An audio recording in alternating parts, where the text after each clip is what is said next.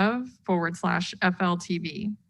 Any member of the public that is interested in speaking before the HPB is virtually is required to complete a virtual speaker card on the city's website at www.fortlauderdale.gov/government/HPB. Any member of the public that is interested in speaking before the HPB in person may sign up to speak at the meeting or by using the virtual speaker card. Due to COVID-19 distance requirements, there is limited seating available. Therefore, we are encouraging members of the public to participate virtually when possible. If you have trouble signing up, please email planning@fortlauderdale.gov or call 954-828-5265. Please provide your name and address. If you cannot be identified, you will not be provided access to the meeting. Participants, please remember to mute yourself if you're not speaking and silence any other devices and speakers so we do not hear interference. I will now turn it over to the chair to start the meeting. I do have one announcement. David Parker is here in the chambers with us. Wonderful. Thank you so much. The meeting will be called to order at 5:01 p.m. It's good to see everybody on the board. Thank you for being here once again. And for all those who will be appearing before us this evening, thank you for joining us. At this point in time, we're going to move forward with the Pledge of Allegiance to get started. So we'll go ahead and do that. I pledge allegiance to the flag of the United States of America and to the republic for which it stands, one nation, under God, indivisible, with liberty and justice for all. Thank you so much. Let's go ahead and do a determination of quorum. Jamie, are you on? Yes, I'm here. Great. Thanks so much. Thanks for being here, and I'll let you call the roll if you could. Okay. Ms. Lyons? Yes. Here. Mr. Mark? Here. Mr. Carney? Present. Mr. Parker? I know he's in chambers. Where? Mr. Parker is present. He's in the chambers. Okay. Mr. Rosa? Here. Mrs. Zara? Here. Mr. Chavon? Here. And Chair Blanc? Present. You have a quorum. Thank you so much. And I think that we're all here, which is wonderful. I love it. We have a full panel here this evening. That's great. All right. So the first item of business is to approve the minutes. We have two meetings of minutes to approve. The first was a special meeting called on December 21st of 2020. Are there any amendments to those minutes by any members of the board? Hearing none, I would accept a motion to approve those. So moved. Moved by Mr. Chavon. Is there a second? Second. Seconded by Mr. Marcus. All those in favor of approving December minutes as presented, please signify by saying aye. Aye. Any opposed? Any abstentions? Thank you. We'll move on to the January minutes of our January 4th, 2021 meeting. Are there any modifications or amendments to those minutes as presented? Hearing none, I would entertain a motion to approve. Move to approve. Moved by Mr. Marcus. Is there a second? Second. Seconded by Mr. Chavon. Thank you so much for the flip-flop there, gentlemen. All those in favor of approving the January 4th minutes, please signify by saying aye. Aye. Thank you. Any opposed? Any abstentions? All right, hearing none, those will pass unanimously. The next item is, I guess, public sign-in or any, and swearing in. Do we have any members of the public that are planning on addressing the board pertaining to any of the three agenda items this evening that have previously signed up? Good evening, Chair. Christian Cervantes, Urban Design and Planning. There were no members of the public that signed up to speak. Okay. All right. So then I would ask any presenters or anybody who's here to present on behalf of any of the items. Sherry, do they need to be sworn in? Yes, please. Could you please raise your right hand? Do you swear or affirm to tell the truth, the whole truth, and nothing but the truth? Yes. Can you unmute, folks? Yeah. I do. Thank you. Thank you. All right, wonderful. Well, thank you so much for that. Thank you, Sherry, for that assist. Appreciate it. With that, let's go to our first agenda item. It is agenda item 4A, Certificate of Appropriateness for Major Alterations Deferred from the January 4th meeting. It's case number UDP HP 20005, and that is modification of previously approved Certificate of Appropriateness for the replacement of the front entry doors and frosted glass on 2 openings at the address 441 Northeast 3rd Avenue. Before we get into the staff report, let's go through any disclosures. I'll start with Mr. Parker. I'm just going to go through my list. Mr. Parker, any disclosures? Dave, can you hear us?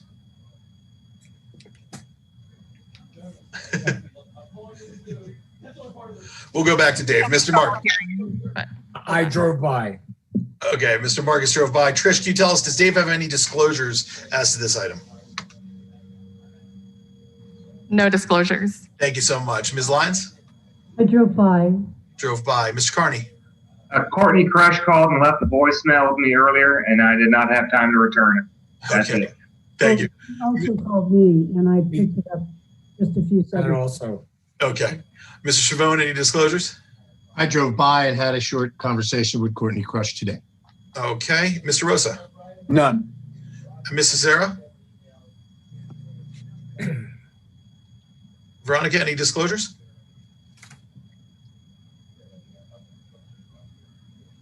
You're still muted, Veronica. I don't know if you realize it.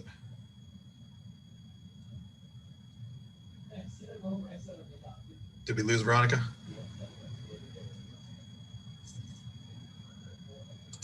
Can I get an assist to maybe request that she unmute? That might assist her in doing so. I don't see her name. Hello, can you hear me? Yes, we can. There you go. I'm Thanks. sorry, I was having a problem unmuting. That's okay. Any disclosures on this? She also left me a message and I haven't returned it. I just heard her message just a couple of minutes ago. Thank you so much. Ms. Crush and I had a short conversation this afternoon, and I have driven by this property, well, quite frankly, almost daily, and have viewed it. All right. So with that, Trish, can we get a staff report on this? Sure. Trisha Logan, Urban Design and Planning. This application is for 2 requests. One is for the modification of the entry doors, which would include the removal of the existing solid panel doors with 2 clear glass panels and 2 solid panel doors set in front of it, as well as an after the fact frosted glass on 2 openings. On here on this slide, you can see the existing conditions of the 2 solid panel doors and the previously proposed doors that were included in an application that came before the Historic Preservation Board about a year ago. And then on the far right-hand side is the proposed doors that are included in this application. So you can see that there would be 2 glass doors set further inside the opening with 2 solid wood doors that would enclose in front so that you would maintain a similar appearance as what you have today when the doors are closed. The other request is for an after the fact for these 2 windows that are outlined in red to have them be frosted rather than clear, which was part of the approval from the previous HPB case that came before the board. You see on the existing conditions that there is a fixed glass panel that is above the existing door configuration. And the proposed doors, this is shown as to be removed. However, staff is recommending that this be retained. And I'm just gonna switch over here so I can read you the conclusion. I don't have multiple screens at the moment. So in accordance with sections 472411 D3CI and 472411 D3CII of the ULDR, staff finds that the application for a COA for major alterations under case number UDP-HP 20005 located at 441 Northeast 3rd Avenue meets the criteria as outlined in section 472411 D3CI of the ULDR and meets the criteria as outlined in sections 472411 D3CII of the ULDR. The following conditions are provided for consideration by the HPB if the application is to be approved. The first is that the glass entry doors must have clear glass. 2, the fixed window above the entry doors must be retained and have clear glass with a raised profile applied mutton. And 3, the application is subject to the approval of zoning, building, and It's all off now, ULDR right? requirements. Thank you, Trish. Real quick, one question before we hear from Ms. Crush. The second condition, you note in there, fixed window above the entry doors must be retained. Is that your recommendation? I'm sorry, is that for consideration of the board, or is that a condition that you believe is necessary for you to be able to determine that it meets the criteria otherwise? That would be a condition for consideration of the board, but staff does believe that that is significant as part of the original configuration of the doors. Thank you so much. Ms. Crush, would you like to present on behalf of your client? I would, Mr. Chair. Good evening, Mr. Chair, board members, Courtney Crush. I was double checking. I was not muted. Courtney Crush with me tonight is also Itai Avatal, who is the property owner. May I share my screen? I'm fine with that if they will allow you.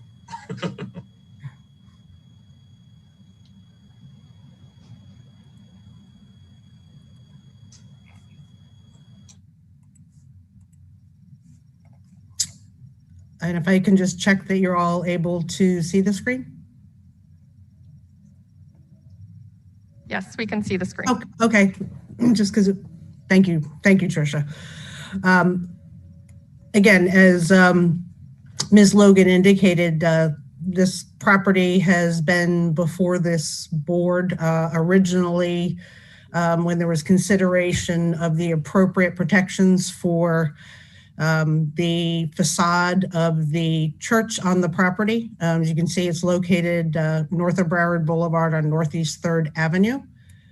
The building, when Mr. Avatal, who owns the entire block, and this board may also recall, is as developing a residential and mixed-use community on the entire block and incorporating the church into the active uses and repurposing. This is how the building appeared when Itai purchased the property. As you can see, the door, which is in place today, which I understand is not the original door, was at that location, and all of the windows had this paint behind them that was not particularly attractive. What the board and ultimately city commission did at the time is designate the facade of the church buildings to be maintained. And I'm pointing that out. That was what was required to be retained, as well as the form of the roof on the northern portion of the church building. Itai elected to retain essentially the entire building with the exception of the newer school portion at the back, but really went to great lengths to renovate and repurpose not just the facade at the time. There was also at the time stained glass windows, which had been commissioned and installed in the 1980s that were important to members of the community. They were missing at the time that Itai purchased the property, and he committed and followed through on that commitment to purchase them back from the prior property owner and restore them. And you'll see how those get reintroduced to the property today. As Ms. Logan has indicated, she had shared both with us and with the board an original wood door, which was located on the southern door. It existed and it looks nothing like the door which is in place at this time. When we came before the board a year ago, and I think ultimately withdrew that request because the board was not comfortable with clear glass doors, we very much did not want, and I can't imagine why anybody would want to retain something that is, not in keeping with the era when the church was originally constructed, and really is not something that is attractive. What we are proposing to replace the door, and actually the full door opening, the door itself is 80 inches, so it's about 6.5 feet.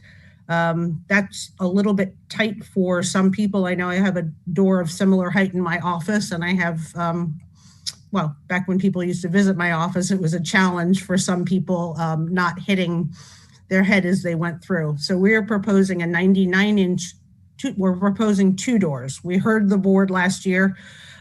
We heard Ms. Logan in her recent staff report. And what we are proposing is to have 2 custom wood doors installed, which will be, again, commissioned, consistent with the color, the weight, if you will, and feel of what seems to be important to contrast with the stone that exists and was so important to the board and to the city in designating this property. And then interior to those doors, which are fully functional doors, would be clear glass. As we had explained to the board a year ago, part of the goal in repurposing this church for an establishment that is going to be called the Abbey is not only to be able to enjoy and retain something that's architecturally very striking and enjoyable, but we also want to balance that with, now that this is a commercial property, really allowing pedestrians in the neighborhood to be able to see and engage visually with what's going on inside. You know, it's inviting. This is going to be a restaurant, and we would very much like and hope that the board will agree that we have found a balance in proposing to minimally alter this facade to have the clear glass doors and the wood doors, which, while they certainly do not mirror the doors that are on the sanctuary, which is further north, we think have a consistent character. The second request before the board this evening are the 2 windows that Ms. Logan mentioned. As you saw when I started off the presentation, all of the windows in the buildings at the beginning, when Itai purchased the property, were, it almost looked like they were soaped over. I understand it was actually paint. We came before the board and sought to provide clear glass. That makes sense in a lot of locations. But as I mentioned, Mr. Avital is maintaining the entire structure, and practically what is located behind these 2 doors are restrooms. So it would seem that restoring, to a certain extent, the opaque glass that had been on the church for decades, in order to provide a visually, and again, this is what was the type of opaqueness that was there before at that and the location we're talking about.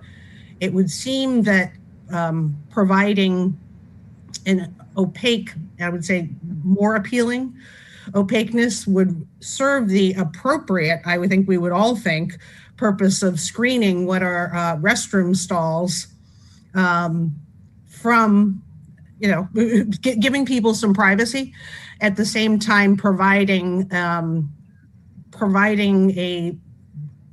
a feeling that we don't think is jarring when you look at it. As Tricia mentioned, this is an after the fact request. So what you are looking at right now at this location are the proposed windows as they exist and are proposed to be approved. Also showing at that location, this is as they exist today. We don't believe that given the totality of the facade, or as compared to their immediate neighbors, they're really that disruptive to the clear glass intended feel. And again, I'd like to point out to the board that the entire east facade had clouded windows for a significant amount of time. Just want to share with the board some of the restored windows. They are ready to be reinstalled at the locations that you see on the screen right now. What's in yellow are the locations of both the vertical stained glass and the additional windows, which will be returned from the 1980s. So the east facade now, I think, as proposed by Mr. Avatal, has taken a building that had clouded glass windows, what looks like a 1980s or 90s school door that did not seem to have any relationship with the church or the church's architecture, returned with a good deal of effort. The stained glass windows also important to a period of time in the church's history, if not, while they may not have been the original, and created returned this to a much more attractive palette and mosaic that we think is more in keeping with the original elevation and records that we've seen on the property. So in sum, we appreciate your consideration. We appreciate the time of Ms. Logan in considering and finding that the application meets the criteria in 472411D3 C1 and 2, noting that those sections do encourage minimal alterations in adaptive reuses. And we think that proposing doors at the appropriate location, at an appropriate height, is something that is architecturally consistent with what was originally there, and that providing a minimal clouding, if you will, on two windows is preferable to any alternative that might, need to happen on the interior that would not allow the community to enjoy the facade that exists today and as we would like to improve it. And with that, we're happy to answer any questions. Thank you so much, Ms. Crush. Before, I'm going to ask you to stand by before we offer any questions to you. Are there any members of the public, or is there anybody else with you, Ms. Crush, either and or both, who wish to speak on this issue? Itai Avatal, the property owner, is here. I know he's here to answer any questions. I didn't know if Itai wanted to address us, if you needed to. If not, that's fine. Itai, would you like to address the board? Yeah, hi everyone. Good evening. Thanks for having us. In case there's any questions for the property owner or anything with regards to the work that was performed already and what's also being planned to be completed over the next couple of months, I would be happy to answer. Thank you so much. Appreciate you being here with us. Are there members of the public who wish to speak on this item? Don't believe we have any who had signed up. I don't know if anybody might have popped in after the fact. If so, please go ahead and mark raise hand so that we know you wish to be heard.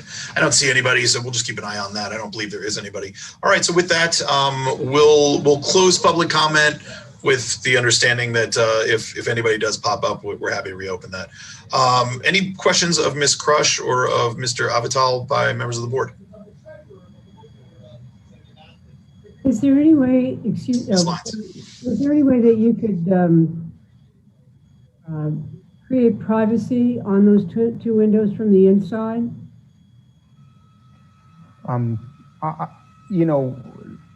I'd like maybe to mention one thing with regard to those.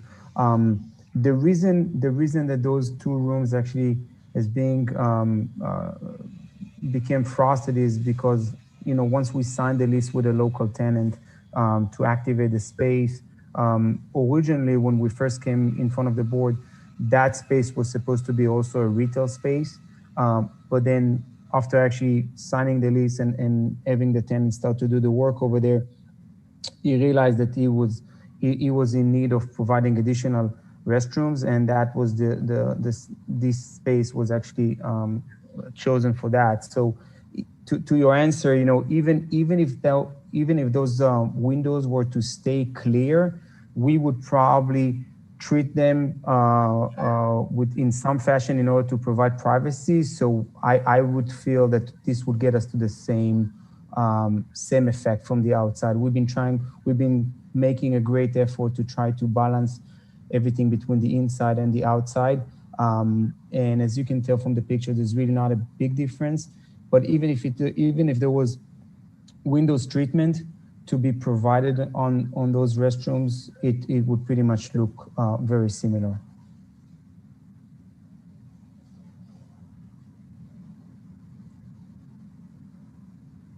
Can you, could I ask another question? Yeah, please. the cantilevered roof over the door, Mhm. is that original? It does not appear to be in the historical records that Ms. Logan has. It was there. It's not anything that Itai added. So Right. it's been on there for as long as I know, but that one picture that from 1955 that Trisha has does not show that. Right. And it's interesting. No, I don't know if they reconfigured the door, because in that picture it looks as if the top of the door, as we're proposing it, also lines up with the window. So I don't know if they modified the door when that overhang was put in. You intend to keep that Yeah. roof there? We do, Yes, sir. Yes, sir. just for protection from the Yes. weather. And if I may add just one more thing to Courtney's statement, what we also saw when it comes to the entry door, the option of having the transom versus the full height door. When we looked at the architectural and everything, we saw that there is kind of like concrete beams that, are kind of part of the architecture. And we've noticed that this is actually running, vertically and horizontally. And we were trying to maintain that architecture, and just so we make the door kind of like finishes at the same height as the other doors to the left and to the right of it. I noted that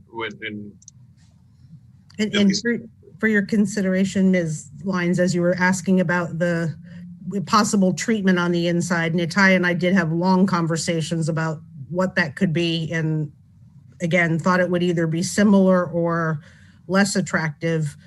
We did note that in the city's code, it does speak to changes to a building that may have taken place over a long period of time, might be appropriate to be respected. So as there were not clear windows on the building for a significant amount of time, and we are, removing or did remove with the board's permission, that on a lot of it, maintaining this doesn't seem to be inconsistent with that acknowledgement in the code that it is something that existed on the building for decades. Ms. Crush, let me just ask a quick question, because you noted that this is an after the fact request. So why was that decision made unilaterally to put in place opaque style windows, knowing the previous ruling of the board? I think that was a communication issue between Itai and myself. We know we had permission to change them to clear. I don't believe it occurred to Mr. Avatal that maintaining them, if you will, not clear was not appropriate. Understood. And then this is a simplistic question, at least in my mind. Maybe I'm wrong, and I will find out after I ask it. But even though the windows that are opaque, that are in question that we're talking about, yes, do they have kind of a shiny, reflective exterior? That's going to mimic the clear glass windows elsewhere. Well, they're in place right here on the screen. Yep. And I think maybe the preceding slide just doesn't have the box. That is how they are installed. So you can appreciate they seem to reflect a little more, but that may just be what's across. But that is how they look. Great, thank you. Any other questions? Mr. Marcus and then Ms. Lyons.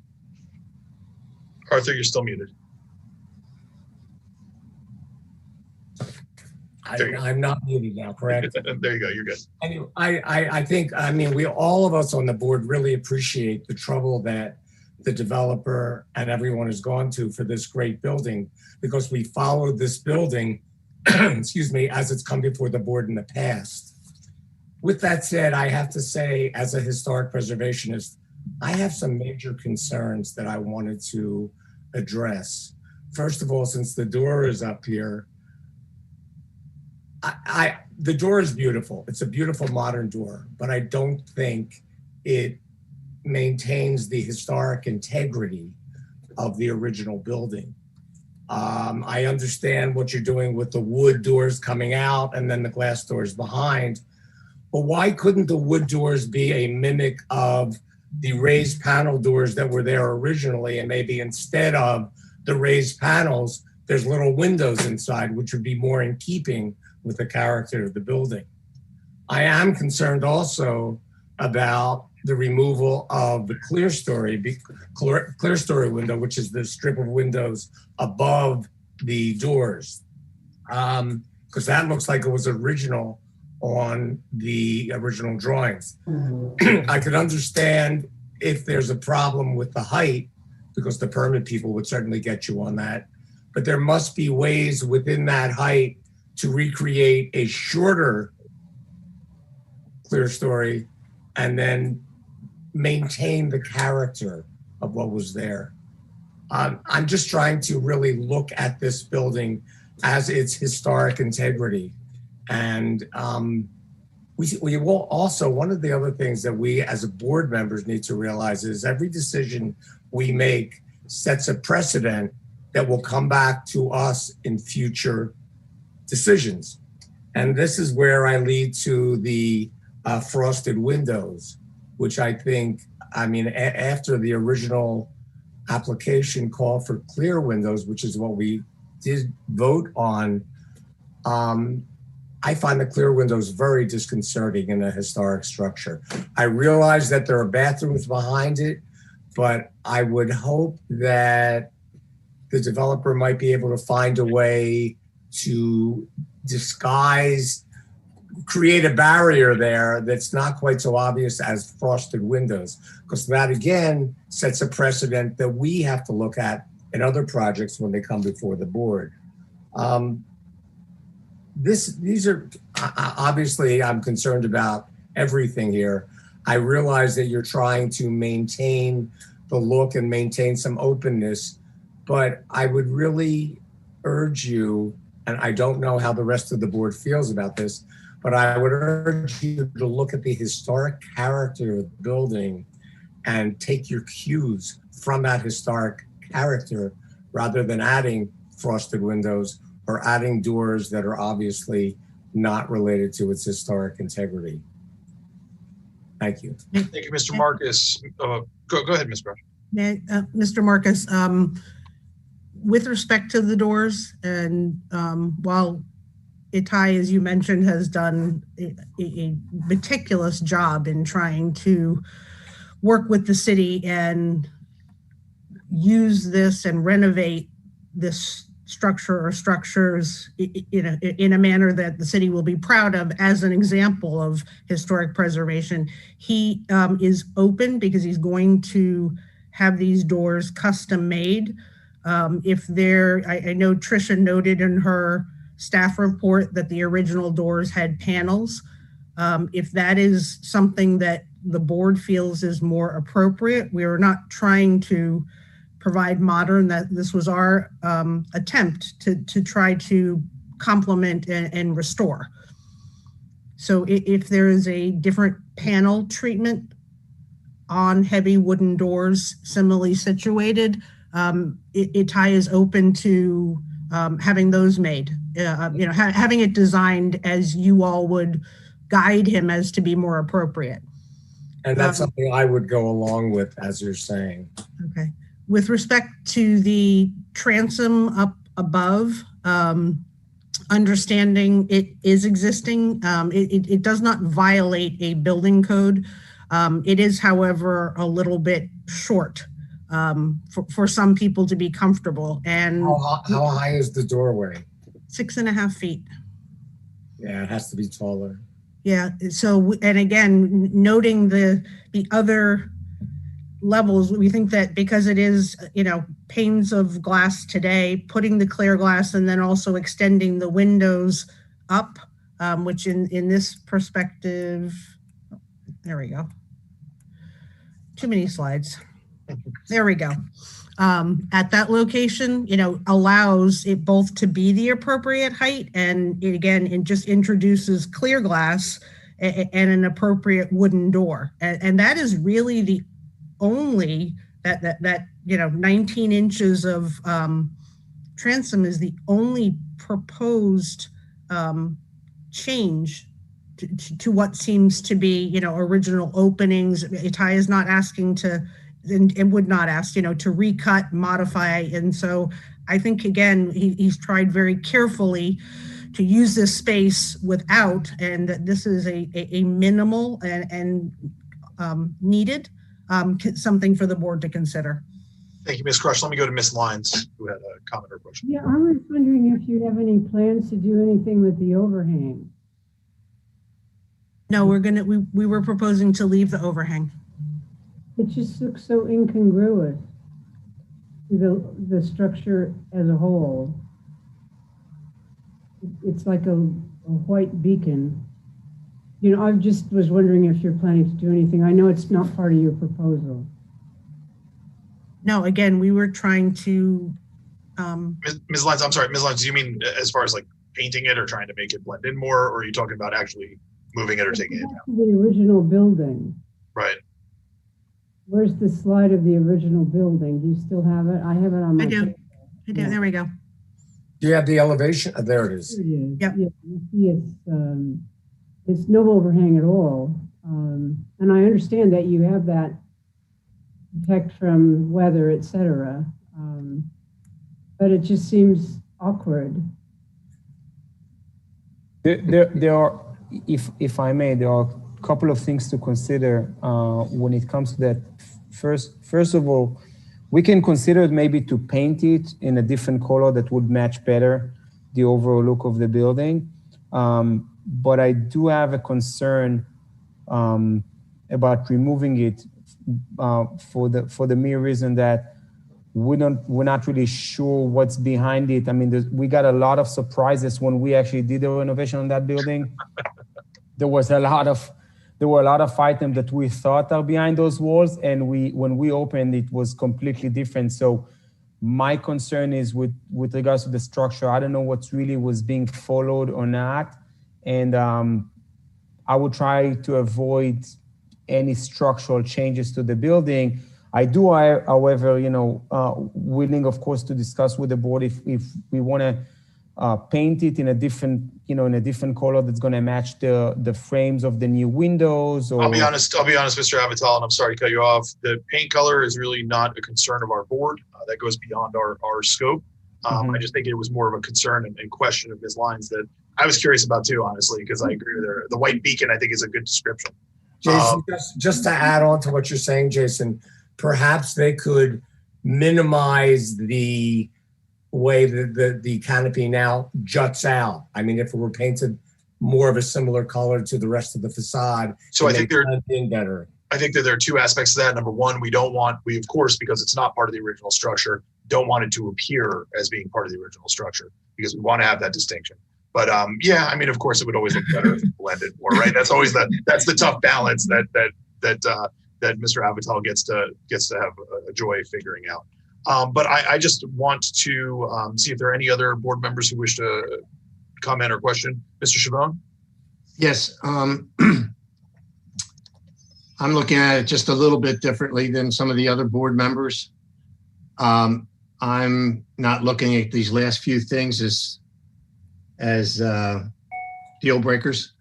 I'm respecting all the work that's already been done to maintain this facade and to try to meet all those criteria. And at the same time, I mean, this is going to be a commercial building providing a restaurant, and there's certain functionality and there's certain things that you have to have when you have a restaurant. This entryway to me is a nice compromise. It keeps things in balance. Whatever Courtney and her client want to work out with those wooden doors, that's up to them.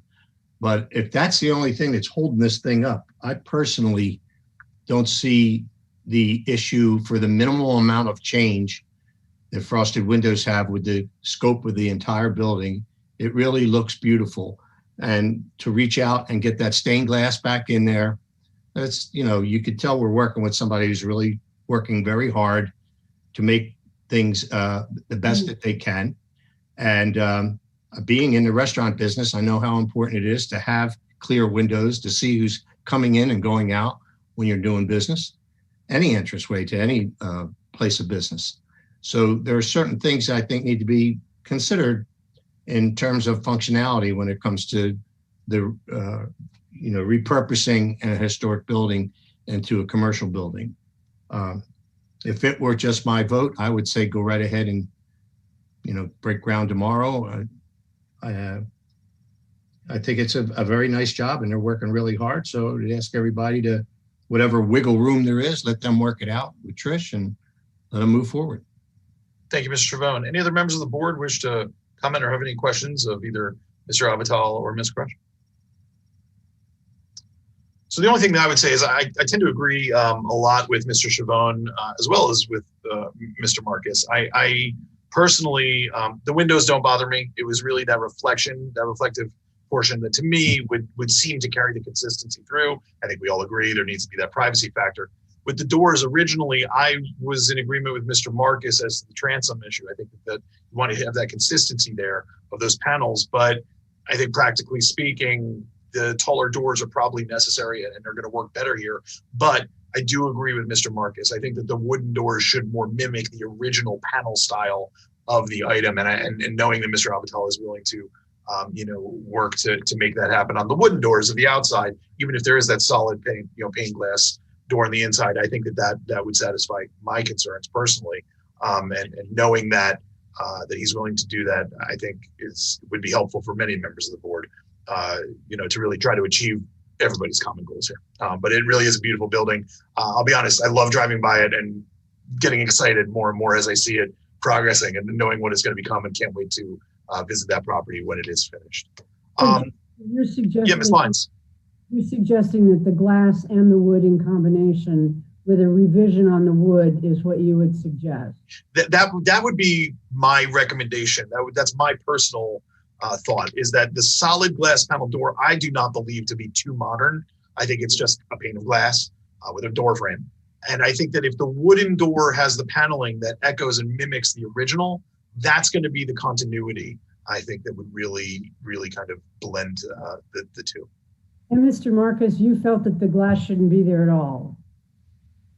I was concerned that the doors are so modern that they detract from the historic character. I like the comments that Mr. Blank has stated in terms of, like, perhaps the owners can redo those doors that come out more in keeping with the historic doors. My question to Ms. Crush is, would those wood doors be closed during the day, or would they always remain in an open position? Probably more a question for Mr. Avital. We had to look very carefully to make sure that from an accessibility and building code standpoint that we could have the double doors, the fully functioning doors. We were concerned it was going to have to be something that appeared to be a door, but he has confirmed that these are usable, full width doors that can be closed. I would imagine that they would be open when the Abbey was open, but I'm going to let him elaborate on that if I'm incorrect. Yes, let me just, before commenting on that, I'd like also to explain the board that also the extent of the renovation that we've been going through this building is alteration level 3, which means that we had to bring all areas up to code. So there's a life safety element that we have to maintain. Those doors has to include panic bars and also has to be hurricane impact windows. So what we were proposing in the beginning was, because we understand about the original panels doors that used to have there, we were actually originally offering to do the glass door maybe with grid lines that will be, that was proposed over there. But then I think that later on, the idea of actually putting similar doors to what was there originally with panel doors staying open will serve better. So we were open to both ideas.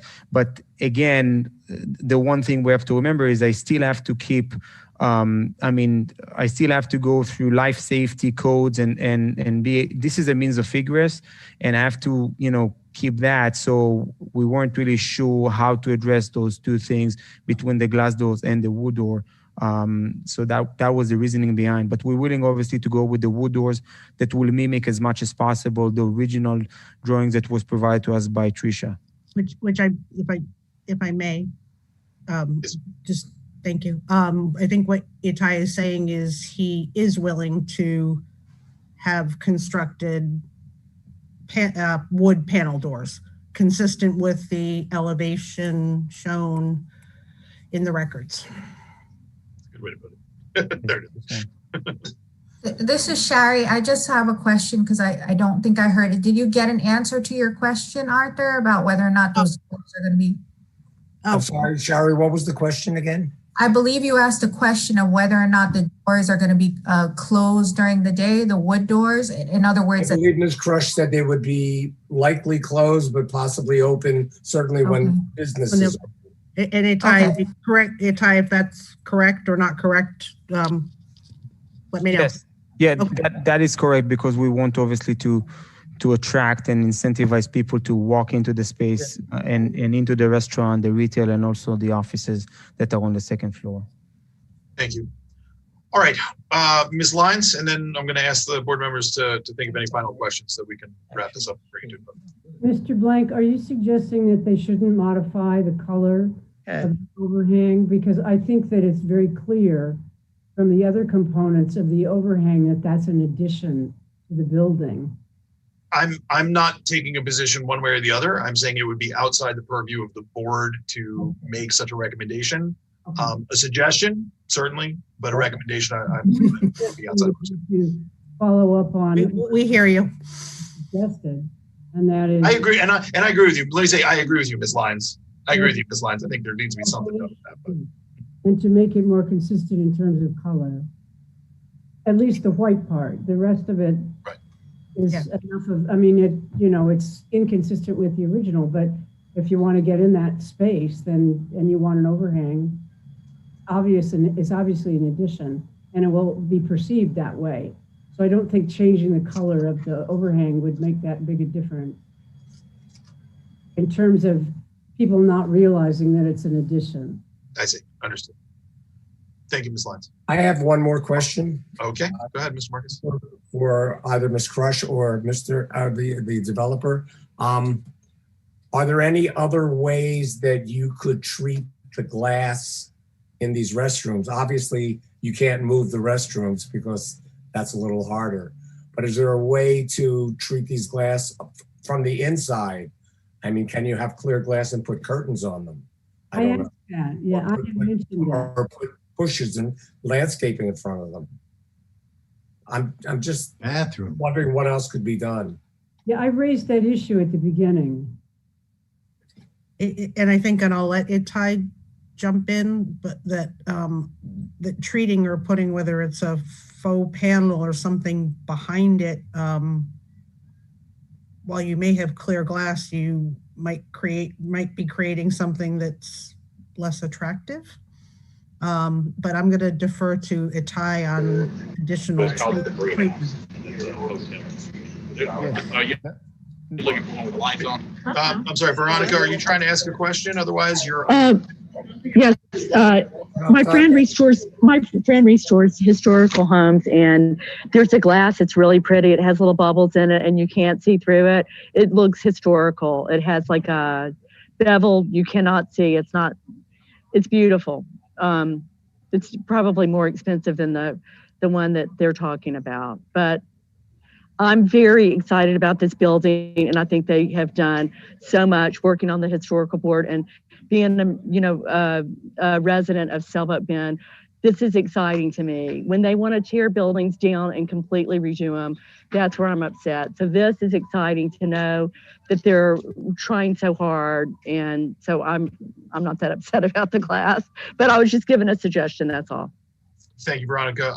I would like to see if we can get an answer to Arthur's inquiry, though, because we were talking about, I guess or Mr. Avital, I think you were getting ready to respond. What I was concerned about, when I've seen painted windows, they look like painted windows because there's no depth to them. Yeah, so I'm just wondering if there's another way to treat them. I'm not going to do that.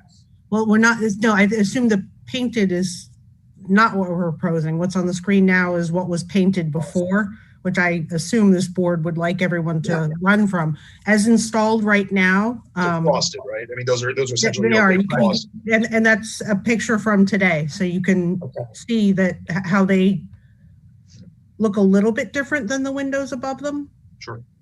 But not to my eye. And again, you all are the experts, but something that really jumps out. Let's not get carried away in this, corrections. I just wanted to add one thing because. All right, and then I'm gonna close discussion for the board. We keep talking about the fact that all the windows were painted over, which I'm sure they were, because the building looks like it sat empty for a long time. But that, in a historic board, is not a good criteria as to why they should be painted. I know you know that, but I always like to learn, Mr. Marcus. I can't imagine why those windows were painted like that. People often do when a building is vacant, to keep prying eyes out. All right, so I'm going to go ahead and close the board discussion on this item, and I'm happy to entertain a motion if there is one to be presented. Dave has his hand up. Say that again, Tim. David's had his hand up for a little while. Oh, did he? Yes. Mr. Parker? Dave. He's also muted. Join the party. Oh, we can't hear him. Trish, can we get somebody else? There you go. We can hear you now. I was just going to comment, but Arthur already made the comment, so we're just trying to maneuver the things here. Okay. I'm so sorry that I missed you. I apologize for that, Dave. Okay, no problem. I'm gonna look at that little hand raised in the participant column moving forward here. So I'm sorry about that. Well, Dave, let me ask you this: Do you want to make a motion on this item? Do I want to what? Do you want to make a motion on this item? No. No. Okay. Someone let someone who has more expertise. Okay. Is there anybody else who'd like to make a motion on this item? Let me rephrase that. I need a motion on this item. Well, I'll make a motion. Great. I'll make a motion that without getting into all the verbiage, that how I would word this would be that this thing move forward as it is written with it as it's been applied for. And with regard to the following conditions that have to be changed, being 1, 2, 3 glass doors, fixed windows. The only thing that needs to be discussed or different would be the configuration of the wooden doors. So, Tim, before you get a second to your motion to approve because the application meets criteria based on the findings of fact that we discussed here in board discussion, with the conditions, I think it would be appropriate that your motion, and I want to make sure I understand it, would be that condition 1 and 3, as listed in the staff report, would remain. We would not include condition number 2, if I'm understanding you correctly. However, we would add another condition, which really would be a third, that the developer used best efforts to make the wooden exterior door mimic as best as possible the original door as exampled in the application. Would that be a fair understanding of what you're proposing, sir? Yes, and the reason I only mentioned the doors because it seemed that on both sides that was the dead end. That Courtney and Mr. Avatar both. The way I read what they were saying was they were happy to redesign it because they had not done anything with a final design yet, and they were building these things from scratch. And it doesn't seem it seems affordable and not impractical to change them and leaving everything else alone. Okay. This would pass with just the adjustment to the style of the door to be more appropriate to the time. I mean, but I just want to clarify, you are not asking that condition 2 regarding that transom, the window transom. No, right? no. All right. Definitely no. Great. And also one more question, Tim, you're not asking them to, I mean, one thing I would still say about the windows, and this is the last thing I'll say, is that perhaps there are ways that they can work with Tricia to come up with a different alternative outside the board if that's appropriate. But I still have a real concern about the windows as presented, but that's me. Well, before we get into discussion on the motion, Tim has made the motion subject to the modifications of the conditions. Is there a second to Tim's motion? We need that first. I'll second Tim's motion. Thank you. Seconded by Mr. Rosa. Now, if there's discussion on the motion, Arthur, if you want to discuss your concerns, or if anybody wants to discuss those issues, this would be. I think in our discussions, we've all come to a pretty good understanding of what can be done with the doors. And I'm in agreement with that. I can't speak for the rest of the board. I'm still concerned about the windows. I mean, oftentimes when this happens in historic buildings, people will even build as bad as it is, a 4-inch pocket and put draperies in or something to make it look like it's activated. I'm just concerned, my big concern about approving frosted glass here is that means that every single historic building that comes before us should have the right by precedent to get frosted glass wherever they would like deem fit. So I think in my mind, we open up a Pandora's box. No, not necessarily. You would look at each application based on the facts that's presented before you. So it would not mean that every application for frosted would be. Sorry, I understand, but it still sets a precedent. Can I respond to that, Mr. Chair? Go ahead, please. You know, Arthur, I don't totally disagree with you, but here's why I'm not in disfavor of it. To put something behind it, to have the privacy of this the 2 bathrooms is to me, it's 6 of one or the other. You're going to put something behind it, it's going to take away from it looking like everything else on the building. And then the other thing I'm saying is, had this group came here and said that they wanted the whole church to be done in frosted glass, then I would tend to agree with you that we were setting a precedent to where anybody could come behind them. But this is minimal. This is a minimal change, and it also provides a very strong purpose of privacy to a men's and ladies' room. So, given the fact that if that comes up again exactly the same way, I'll vote the same way. But if it comes up different, I may vote different. So, I don't think there's any real worry about it. Setting the historic preservation on fire with frosted windows.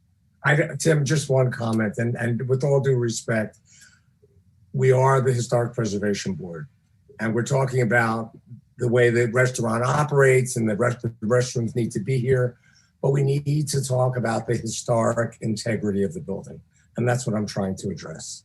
Trish, let me ask you. That's why we're here, me and you. Right. No, right.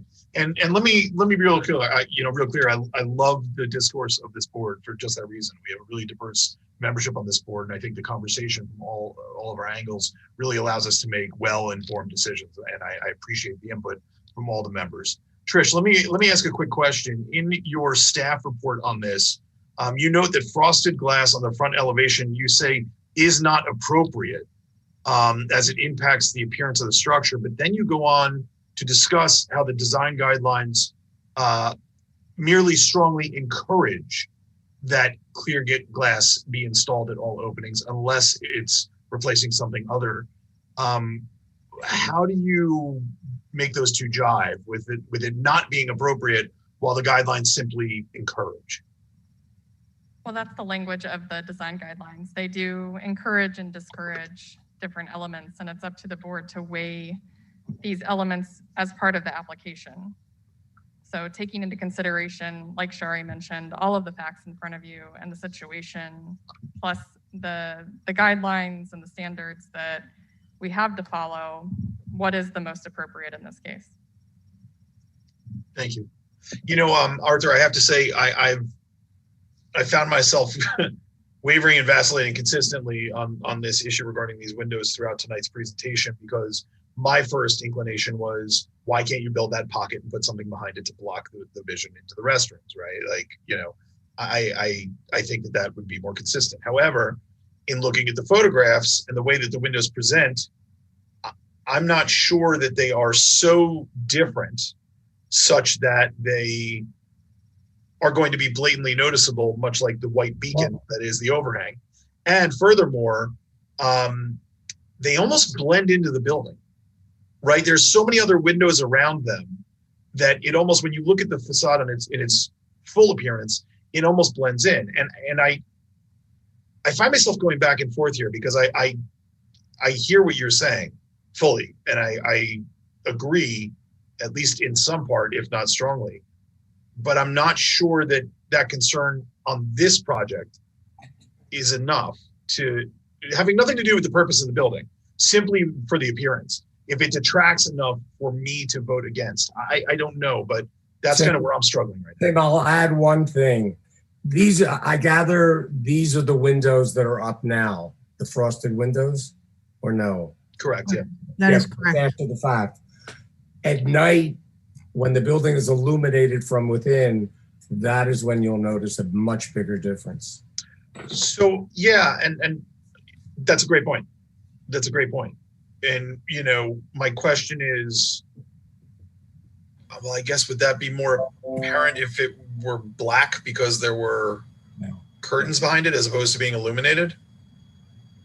Can I say something with regards to that? Because please. We've been struggling with this. You know, one of the things, and maybe we should have presented the other elevations, but one of the things that actually we're planning on doing is, obviously there's going to be different concepts and different activities in the building. But I think what Courtney was trying to show with this slide is that only, for instance, just with this elevation facing 3rd Avenue, there are 3 different types of coverings to the windows. If you take a look, for instance, you know, the stained glass windows above the entry door of the church and the circle above it, that's what's called faceted glass. That's not even stained glass. That's going to be faceted glass, which by the way, during the day looks very similar to the frosted glass because of the color of the epoxy. The 2 windows to the side, the narrow ones with a small triangle on top. Courtney, can you show that? Yeah, I'm trying to get there. Yes, Sorry, I was trying to see if we had evening shots somewhere, so I was multitasking. So when you're driving by on 3rd Avenue, I guess what I'm trying to say is, look, the faceted glass above the entry door and the circle is going to look one way. The narrow windows on both sides, left and right of the entry, going to look different because those are actually stained glass window. This is the picture that Courtney showed before. Then you'll see the other glass where some of it will be clear and the other one obviously that we are talking about will be frosted. So when you look at the building from 3rd Avenue, or by the way, if you look at it from north to south on 5th Street, all of that will be frosted or will be blocked. You won't see the activity over there. So if that was just 2 windows over there that was just like jumping at you by not showing what's actually happening inside, I would definitely agree with that. But I can tell you that from the nature and obviously during our efforts to go and acquire back those stained glass windows and the design and everything that's actually being existing over there, some portion of that building will show the activity inside. Some other parts will not show it, whether we like it or not, simply because we actually went ahead and did this whole thing with the stained glass and everything else around it. So if it's a matter of consistency, we will not have that consistency for the mere reason that we have the stained glass and other parts of the building blocked out by the faceted glass. If that makes sense to everyone, to the board. And I think there's one thing that I failed to mention before, and I really appreciate the board, for everything they're doing and recognizing the work. But I can tell you, we've been working on this project for over a year, and I can tell you we did a great deal of efforts to go and acquire back those windows from the seller who wasn't interested to sell it. And we've been investing a tremendous amount of money to bring this building to the condition that this building can stay over there and serve the community for many, many years to come, including new utilities, new impact windows, new roof. Everything we've been putting into this thing is cost us a lot of money, and we did it with great love and with great appreciation to the building, knowing that we want to stay with that building for many, many years to come. So my only request is to the board to recognize that and help us to get this thing to the finish line and let the community start to enjoy that building as soon as possible. The only thing with the 2 frosted windows was something that was a miscommunication, misunderstanding between us.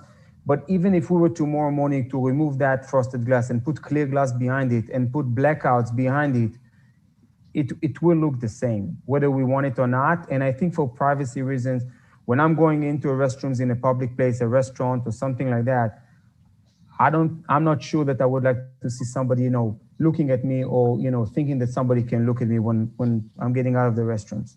Understood. Thank you so much, Mr. Avital. Okay, are there any other members of the board who have not yet spoken on this item that would wish to be heard regarding the motion that is pending? Otherwise, if not, we're going to call the question. Could you repeat the motion, please, Mr. Blank? Sure. As I understand it, it is a motion to approve the application as to both items, the door and the windows, subject to the conditions that the glass entry door must have clear glass, that the wooden exterior doors would be designed to best mimic the original paneling, the original panel door as evidenced in the 1955 elevation or drawing, and then also that obviously the application is subject to the approval of zoning, building, and all other ULDR requirements, and that the findings of fact as previously discussed by the board would be adopted. Is that correct, Mr. Chabot? Yes, it is. Well said. Thank you. Thank you. And Mr. Rosa, you agree that that was the motion you seconded? You nailed it. Thank you so much. So Ms. Lyons, that would be the motion on the floor.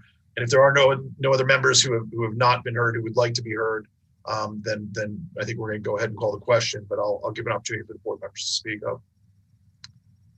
May I read the resolution? Yes, please. A resolution of the Historic Preservation Board of the City of Fort Lauderdale, Florida, approving a certificate of appropriateness, modifying a previously approved certificate of appropriateness, case number H19007, for major alterations for the property located at 440 Northeast 3rd Avenue, Fort Lauderdale, Florida, for the replacement of front entry doors on the 1955 addition and the use of frosted glass in the windows of 2 openings on the front elevation, case number UDP HP 20005. Thank you so much, Ms. Wallen. All right, so with that, we're going to go ahead and call the question. We're going to close discussion. We'll call the question. All those in favor, please signify by saying aye. Aye. Aye. Aye. All opposed, please signify by saying nay. Nay. Okay, Mr. Marcus is no vote. Any other nays? Any abstentions? All right, thank you so much. The motion passes. Thank you very much for your time, everybody, and for the strong discussion by the board. That'll take us to our next item on tonight's agenda. Let me get back. Thank you very much. Thank you, Ms. Crush. Thank you very much. Always. Mr. Avital, thank you so much. Wonderful job. Looking forward to being at that location. All right, so we'll move on to item 4.B, Certificate of Appropriateness for Major Alterations, case number UDP HP 20007, after the fact modification of condition for clear glass from a previously approved certificate of appropriateness under HPB case H19004, and after the fact installation of a 6-foot high privacy fence in front yard at 734 West Las Olas Boulevard. Trish, do you want to go ahead and give us a staff report on this? I'm sorry, actually, before you do, Trish, I apologize. Let's go with disclosures. I'm going to run down my screen. Mr. Chabot, any disclosures? Drove by. Okay, drove by. How about Dave? Any disclosures, Mr. Parker?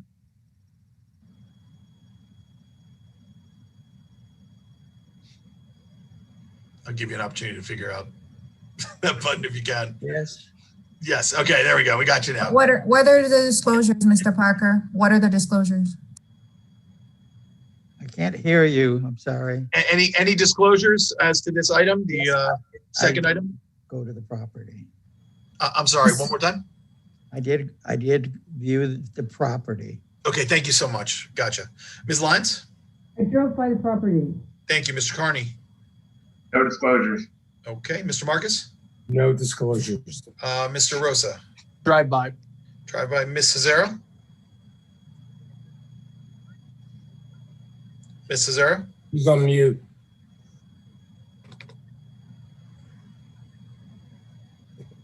Moderator, could you unmute her?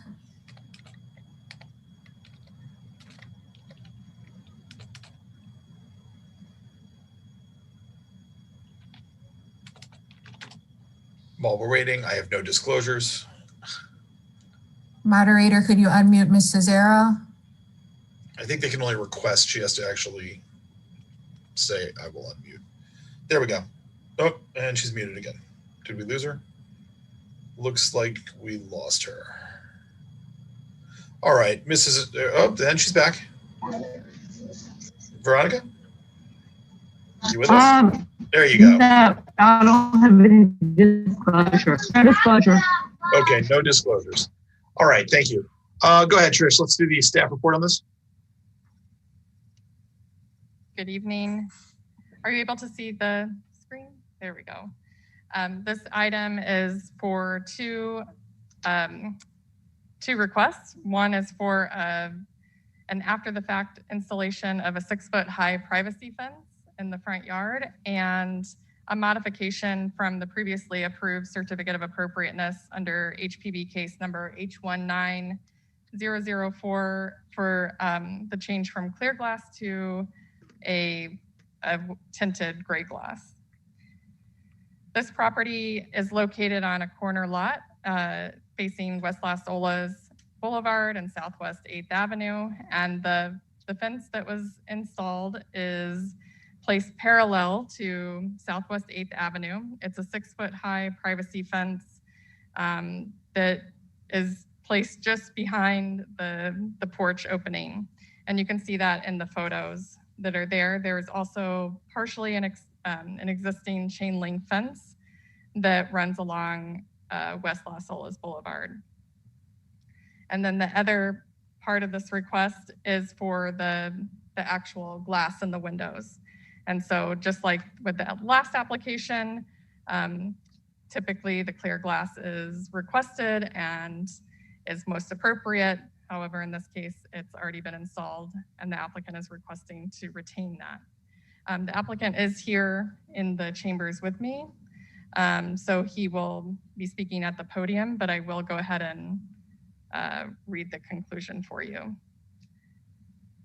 on the record. So in accordance with sections 472411 D3CI and 472411 D3CII of the ULDR, staff finds that the application for a COA for major alterations under case number UDP-HP2007 located at 734 West Las Olas Boulevard does not meet the criteria as outlined in section 472411 D3CI of the ULDR, and does not meet the criteria as outlined in section 472411 D3CII of the ULDR, and partially meets the criteria as outlined in section 4717 of the ULDR.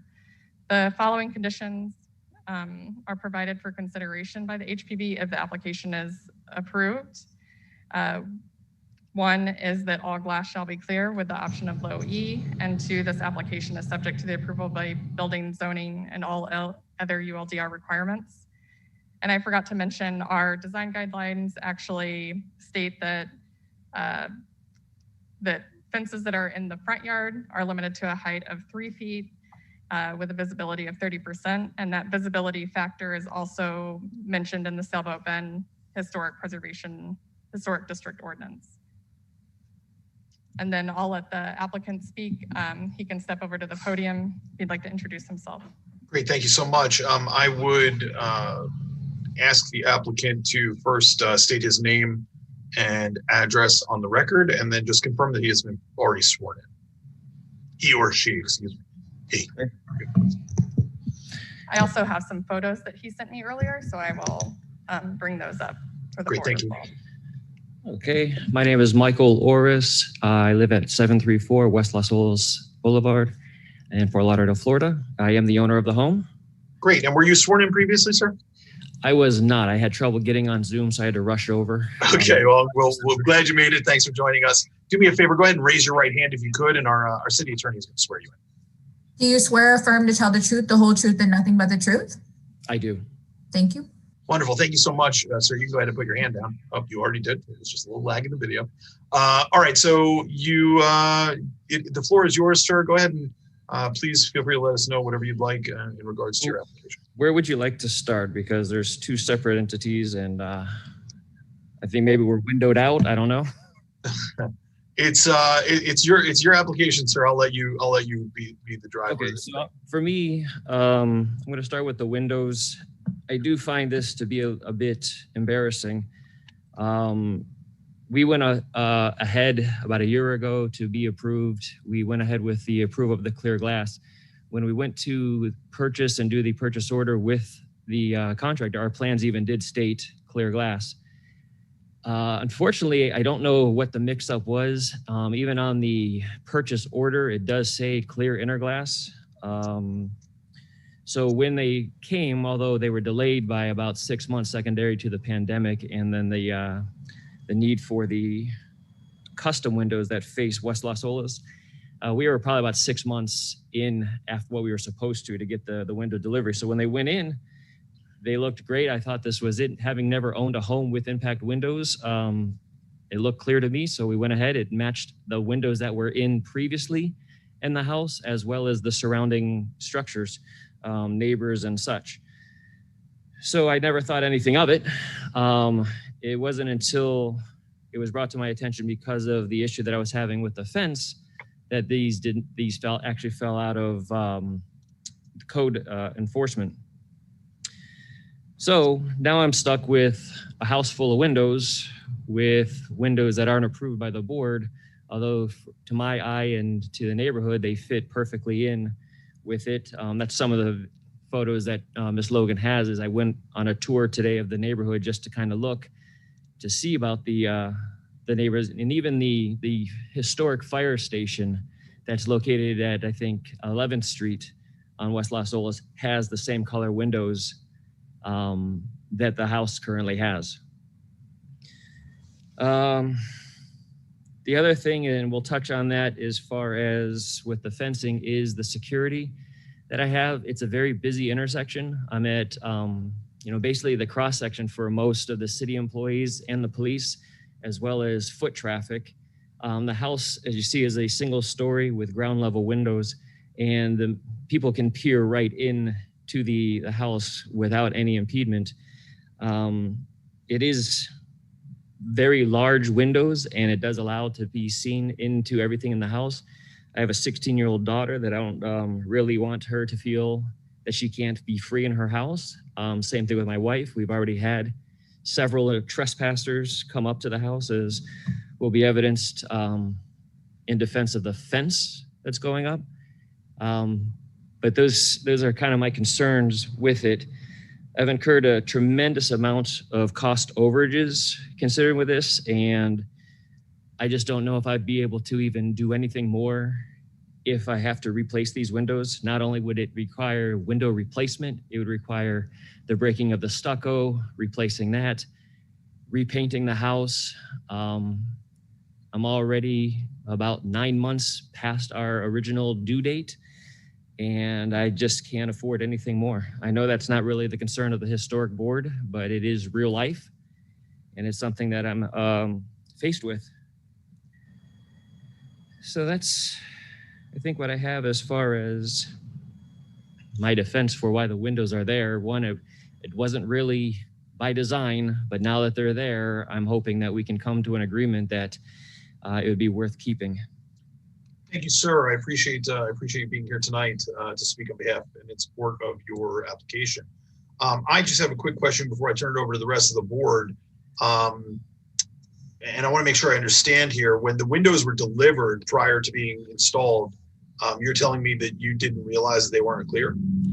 Correct, because to me, that's what I said. It's kind of embarrassing, but the windows they're clear to me. I guess they're tinted or colored, and so they weren't crystal clear. But to me, the impact windows were, both to provide energy efficiency as well as security, and I thought that's what normal clear impact windows look like. So in your mind, because you can see through them, they're clear, as opposed to something like what you saw us talking about in our previous item. Yeah, it wasn't like bathroom shower glass. It was that this is what the exterior windows are looking, because they're supposed to provide an energy efficiency and that kind of thing. So yeah, I don't have any other explanation other than I'm an idiot. Understood. Thank you, sir. Any members of the board wish to address the applicant or have any questions? Let's see. Wait, let me switch my view because I see a few hands going up here. All right, let me start with Ms. Lyons. About the fence. I mean, can we move to the fence briefly? Are you going to? Yeah, let's and both topics are open, please. Okay. So as far as the fence. Oh, I'm sorry, sir. I didn't realize that you hadn't yet presented any more on the fence. If you want. Oh, I didn't know if we were doing one. Go ahead. No, please. Yeah, let's hear from the applicant on the fence, and then Ms. Lyons, I'll bring it back to you for your question. Okay. So as far as the fence, for me, it's a kind of a safety concern. Back in, I would say, April of 2019, I was called to the house by my contractor. We had squatters in the house. They were there probably 3 days, and they just set up shop. So I called the police. They're telling me that I have to clean everything up to discourage them from coming back, which I did. During that cleanup, we found several items of drug paraphernalia. We saw prostitution evidence. So I had to gather all that up, throw it away.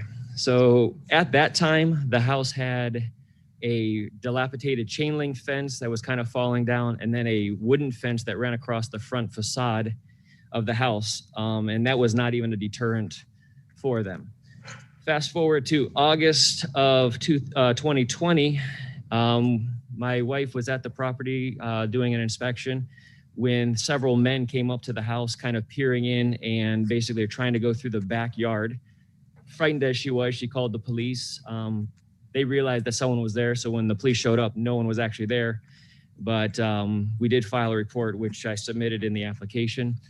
About a week later, I had to make another call because my flooring guy was there, and lo and behold, there is a gentleman that had overdosed in my backyard who was about to die. So we were able to call 911, get him taken care of. But it was at that point that I decided I can't have this any further. So I took it upon myself to build this fence, in the best way that I could say to protect my family. At that time, I was receiving notices, citations from the code enforcement, Gail Williams, telling me that my fence needed to be repaired. So when I did do the repair of both the chain link and the erection, which to me was a replacement of the fence that was already there, just didn't cover the house, she told me I was now in, compliance and I was no longer having a problem. But I guess this spurred a problem with the Historic Preservation Board. So I'm kind of stuck between a rock and a hard place. So that's the explanation to why I took it upon myself to build the fence myself. It's just, I can't have people, coming in. I mean, it's a very busy intersection and the neighborhood still hasn't improved to the way that I wanted it to or anticipate it to. And at that point, I still have to worry about the safety of my family. And so it's really what it comes down to. Now, I know that there was the question about, we mentioned before about the size of it and the openness of the fence itself. But to my point, the wording in the guidelines are suggestive, and they're kind of, I'm reading it as suggestive. And so when the code enforcement tells me that it's okay, I assumed that what I was doing was okay. So, yeah, I guess that's about what I have. I mean, you can see that it doesn't obstruct or obscure the view from the street. The wooden fence in question actually frames the house to give it congruency. And then it does not obscure the view from the street view, as did the fence that was previous there when we bought the house. It basically covered the entire facade of the house. No one could see anything. And I tried to put a picture of that as well to show. But so I feel like the intent of the law was followed. Maybe the letter was not. And that's kind of where I'm at. Thank you, sir. Ms. Lyons, I'm going to go to you in 1 minute. I'm going to take the privilege as chair and just ask a quick question of the applicant. So my understanding from what you just advised the board is that you erected the 6 foot tall board on board privacy fence after this board had previously denied your application for a 4-foot high wooden privacy fence. Am I correct? No, it's not entirely accurate. Okay. When we came for the first approval of plans, there was a mention of a fence at that point, but there were no plans that were submitted. And I asked to withdraw that request because I wasn't prepared to answer any questions about that. I see. There was a motion made that it should be kept on the record and denied because it was on the plans. And so while I never got to defend myself or answer any questions regarding that, we never had official plans to do that because we didn't know what we were doing as of yet. Understood. Thank you for the clarification, sir. Ms. Lyons, I'll turn it over to you. Yes. Do people, just in terms of your issues with security and so forth, this is a question, I'm curious. Do people hop over the chain link fence? In the beginning, the chain link fence was almost torn down. I mean, it was almost that you could step over. But at this point, after fortifying it with the way it is now with the other fence, no one has been able to come through. Well, is there any reason that the wood fence has to be so tall? I mean, it would look a lot more congruent to the property if it were the height of the chain link fence, which is approximately 4 feet high, right? Yeah, my biggest take to that is that it would, again, it's more of, maybe I got overzealous and I was probably dealing with emotion because I was so angry about the trespassing that I wanted to make sure that it couldn't happen. It is the same size as the other side of the property. So to me, was the reasoning that it is kept congruent and symmetric.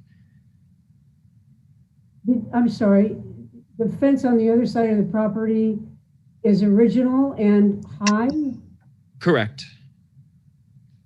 I didn't notice the fence on the other side of the property. Me neither. I just noticed the new fence that meets the chain link fence. And I thought it really looked, it catches your eye, I'll put it that way. Yeah, I agree with Ms. Lyons. Trish, do we have any images or anything that would reflect the other fence or sir, do you have any, Mr. Cruz? I'm sorry, it's not Mr. Cruz. I apologize. Do you have any photographs that would reflect the other, the original fence that you're just discussing? Because I don't think I realized it was there either. If you give me just a minute, I can pull something up. I have one here. I don't know where the camera is. Oh, the camera's pointing at you, but I'm not sure if they'll be able to read it. We won't. If you want to email it to me, sure, I can pull it up. Great. So while that's getting emailed to Trish, Ms. Lyons, do you have any other questions that we can address? We can come back once we get that image, but. Yeah, I just wanted to ask for clarity. Oh, did Ms. Lyons freeze or did I freeze? Excuse me. All right. This is Dave Parker trying to. There. Okay. All right, Dave. I'm going to call. We all speak the same language. Go ahead and call on him, and if he needs to speak now, it's fine. No, that's okay, Ms. Lyons. You froze. We lost you for a minute. So. Oh, okay. Yeah, I'm gonna go. Yeah, let's hear from Ms. Lyons, and then we'll go to Mr. Parker, and then Mr. Marcus. Go ahead, Ms. Lyons. Could you tell me this? I'm just as a point of clarification. You mentioned an earlier fence that you took down that blocked the view of the house completely. Is that right? Yes.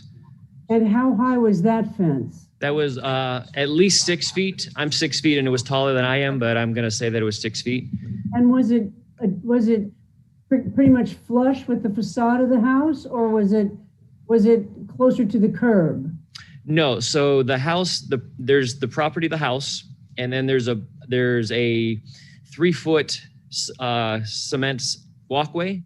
Yes. And the fence was there. So it was about 3 foot offset. I could send a picture of that as well. I thought that was included in the packet that I developed. I didn't see it. Okay. I apologize. I just want to point out everything's available on Google Image. When you pull it up, you can see the original structure just as a point there. So we're not all speculating as to what it looked like. It's right there front and center. Thank you, Mr. Rosa. Well, you should rely on what the applicant has provided instead of other things, so. No, I follow that. I just, we're talking about the past, what was taken down. So rather than reference it by description, I completely appreciate that point, but rather than describe, let's look at what was taken down, but duly noted. Ms. Powell, I just sent the other, Ms. Logan, I sent you the other picture. The other issue that I think needs to be raised is that you cannot see through that wooden fence. And there's supposed to be visibility, right? Well, my take on that was that the fence itself is not obstructing the view of the house, the street view. It's basically goes to the corner of the house to the street with not any covering of the home itself. I did not feel to give a visibility aspect, considering why I was hastily put the fence up. I don't need anybody peering at all. I don't want to give any temptation. Can you tell me what we're looking at right now? That's the other side of the property, the fence that I spoke to keep when you asked why is the fence so tall, that was the size of the fence on that side. And that is flush with the facade. That is, yes, about maybe 3 to 4 inches off. Right, I know, relatively flush with the facade, yeah. Okay. And this is the southwest corner of the lot. Right. Facing southwest. And the original fence did not have any openings in it. That's correct. I sent the other picture to kind of give you an idea of what the fence looked like.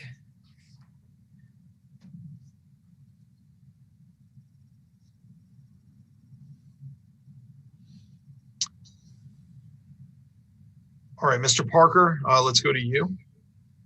Well, I'm sorry. I didn't realize the church was putting up another fence. But go ahead. We can look at that image while you're asking your question, Mr. Parker. as the pictures show, that the fence also had the bushes.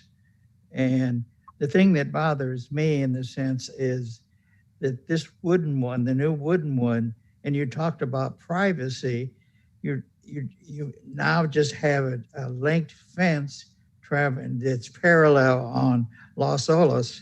So I don't see how you're really getting too much privacy just by having that in the along 8th Avenue or Charlie. Well, I can speak to that. The fence, the code enforcement or the requirements for that fence does require to have landscaping done. I held off on doing the landscaping so that it would provide privacy until this is settled, because if worst case scenario, this is not accepted, I don't want to waste the money of doing landscaping to make that part when I have to redesign everything. So that it's a basically half-done project pending the outcome of tonight's meeting.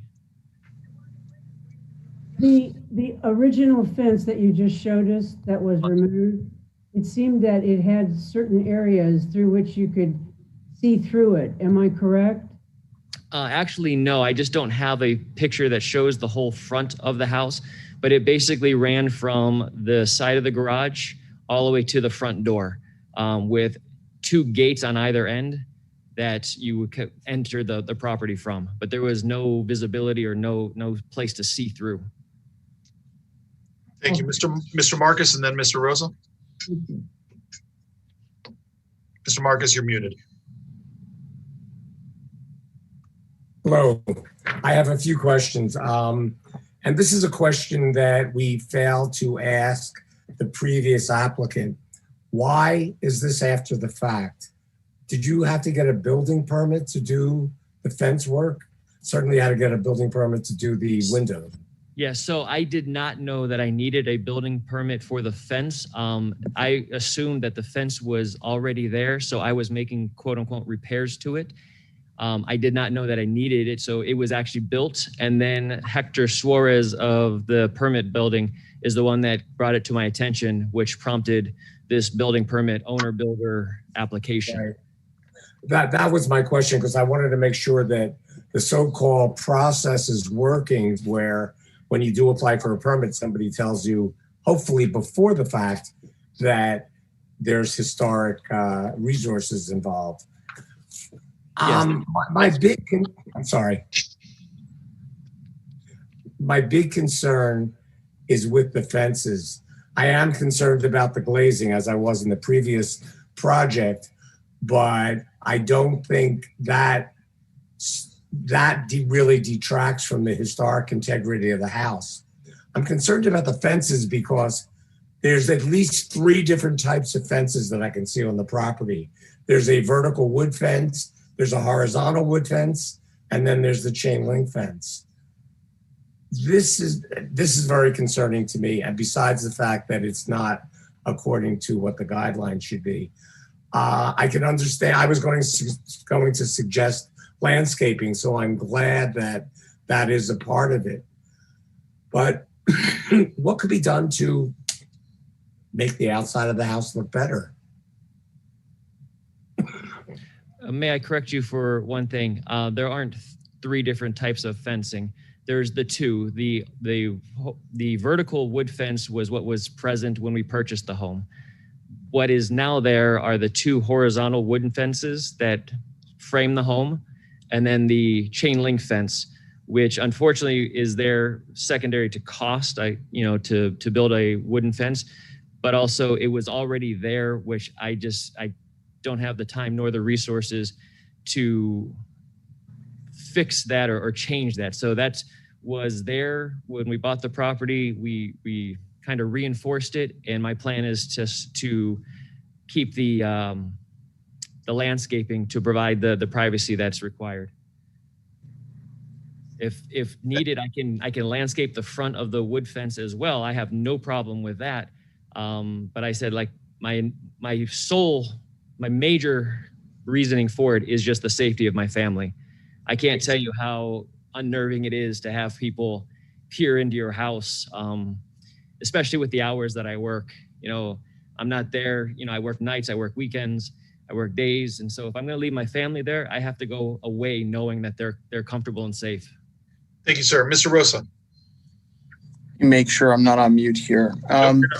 So I made a couple notes, and really, generally speaking, I'm troubled by the fact that we have to go through a process where an applicant who's looking to improve his private property, explaining to us as a board that he's in legitimate concern for his family's safety, has provided pictures and evidence of police reports. And we're in a situation where we have to make a call as to whether his privacy should weigh over the aesthetics of a fence, to which point visibility is suggestive in the language of the code. And we're trying to somehow balance what should weigh more and what should be more, appropriate for what we do here moving forward. And it's troubling. It really is, because, at the end of the day, how long has this property been under construction? Well over a year at this point, correct? 2 years. Are you living in the property at this point in time? Unfortunately, I am illegally, because I was not evicted, but my landlord from renting, didn't renew my lease. Okay. So I have no place to go. So we have a property owner who's trying his best, it seems, to provide for a completed home, to finish it, to landscape it, to fence it, to do all the things any other private owner would try to do to complete their home. Accompanying that is a legitimate concern in my view. I live in Sailboat Bend, so I know that block. I know the street, I know the corner, I know the walkability it entails for sometimes people who are stumbling onto that part of town. Unfortunately, it's just the reality of it. And I think to hold over in this application, not the letter of the code, but some suggestive language is troubling to me. I think on the fence, we got to work with the applicant to make sure it works for him from a privacy standpoint, while considering what the code states and what our job is here as a board. And the code is not mandate visibility. I went through this in my own application. It's interpretive. It's suggested, but it's not a shall that is in the code there. I don't have it in front of me, but I know it well because I presented it. So where we can give some deference there, where we can provide for some way of helping the applicant, in this case, finish what he started, I think we have to as a board. That's the only way I see it at this point. And more troubling than that, just to finish on the fence point, is the existing fence that was older is allowed to remain, yet when it's replaced, we pull back to what to what is now, I think, 3 or 4 feet. I know the update's going to reflect something different, but that's troubling as well, because within Sailboat Bend, each block is a little different, and it's frustrating, because I know in this case this property would benefit from a privacy fence for a lot of reasons, but we're sitting here, I think, weighing these factors that I think most weight in favor of the applicant and what they want to do, which is protect and keep privacy for his family. And he's provided evidence that that hasn't happened when certain fences are not in place. So to the extent that we could bend, to the extent that we can keep some uniformity in place, great. But I don't think we should look for visibility. I think in this case, it's clear it's a privacy concern. And that's what a lot of the time fences were designed for privacy. So I think we get away from that sometimes and really get troubled by the fact that we're looking for decorative fences. Some homes on Bryan, decorative fences all day. Here, they serve a purpose other than just aesthetic. They do. So I think we got to weigh that. And that's my rant on that piece. The window part I just want to address too is it that, and Tricia and staff, maybe you can help me understand this better. Is it because we didn't approve the gray tint that we're now here retroactively and doing it after the fact? Or is gray not permitted, explicitly not permitted under the code? Can we get a clarification on that? So in this case, the project was approved explicitly with a condition for clear glass. Right, but had he come with a gray, proposed gray tint, would that have been in some way not permitted under the current ULDR or specific historical design guide? Is there anything that would have prevented that had the application been presented with that gray tint initially? So within the actual City of Fort Lauderdale's historic preservation design guidelines, it does encourage the use of clear glass and strongly suggest it. So that's something that staff does follow when approving windows at staff level. Within the Sailboat Bend historic preservation design guidelines, it just lists out different colors and tints. So there's a little bit of a disagreement between the two sections that I would review something administratively under. So if someone wanted to put tinted glass or any different color of glass that's facing the right of way, then I would ask that they come to the board to make that request. In some cases, I've had property owners put tinted glass on rear elevations, but put clear glass on the front elevation. So then there's a balance because what we're primarily concerned about is the visibility from the right of way. And so just to clarify 2 points, the language we've confirmed is suggestive, is not mandated in any fashion, correct? In both applicable sections, right? It's what the board has to consider all applications under. So using those guidelines and standards as a guiding factor in making decisions. Yes, Richard. Yes, you're right. You're correct. Right. So we have 2 suggestive matters. And in this case, I've watched this property for I thought a year, time flies, 2 years, go through this process. And I've seen it. I've seen it evolve, and I've also seen it get paused.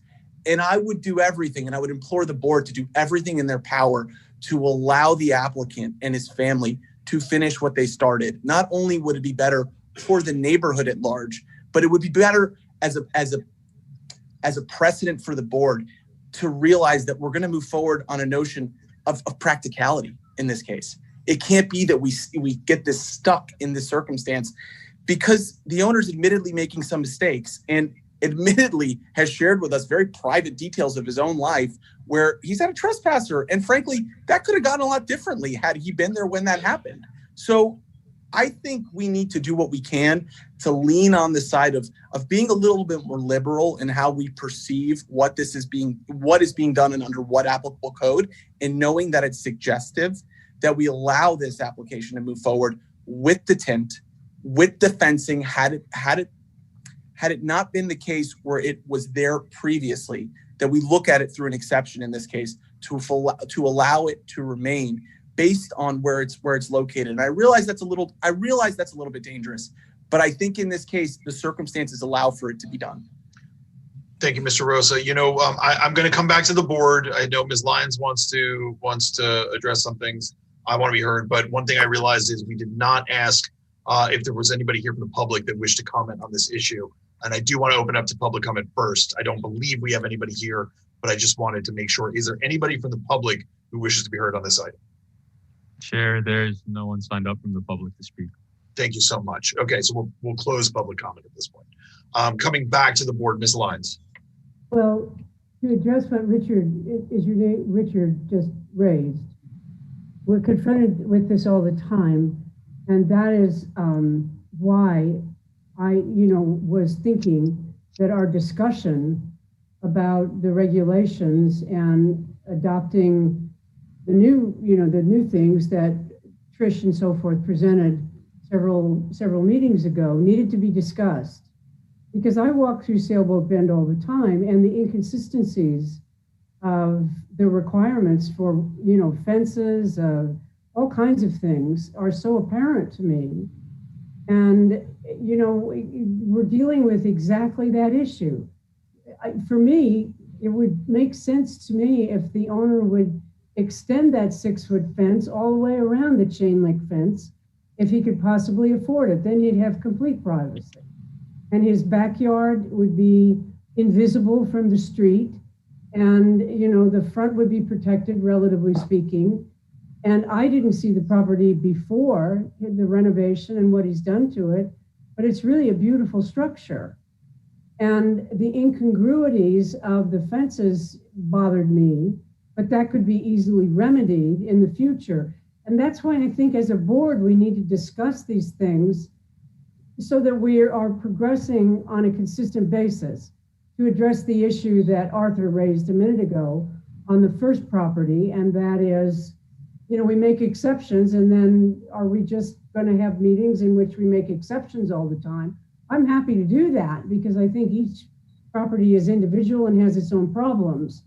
But the lack of consistency in the neighborhood, and I realize that many things have been grandfathered, obviously, but my suggestion to the property owner would be to extend that wooden fence. And the visibility issue is not a problem for me. I was just trying to see if there were parts of it that you could see through that I couldn't see through. I mean, I drove by it today. I didn't stop and get out to the car and examine it.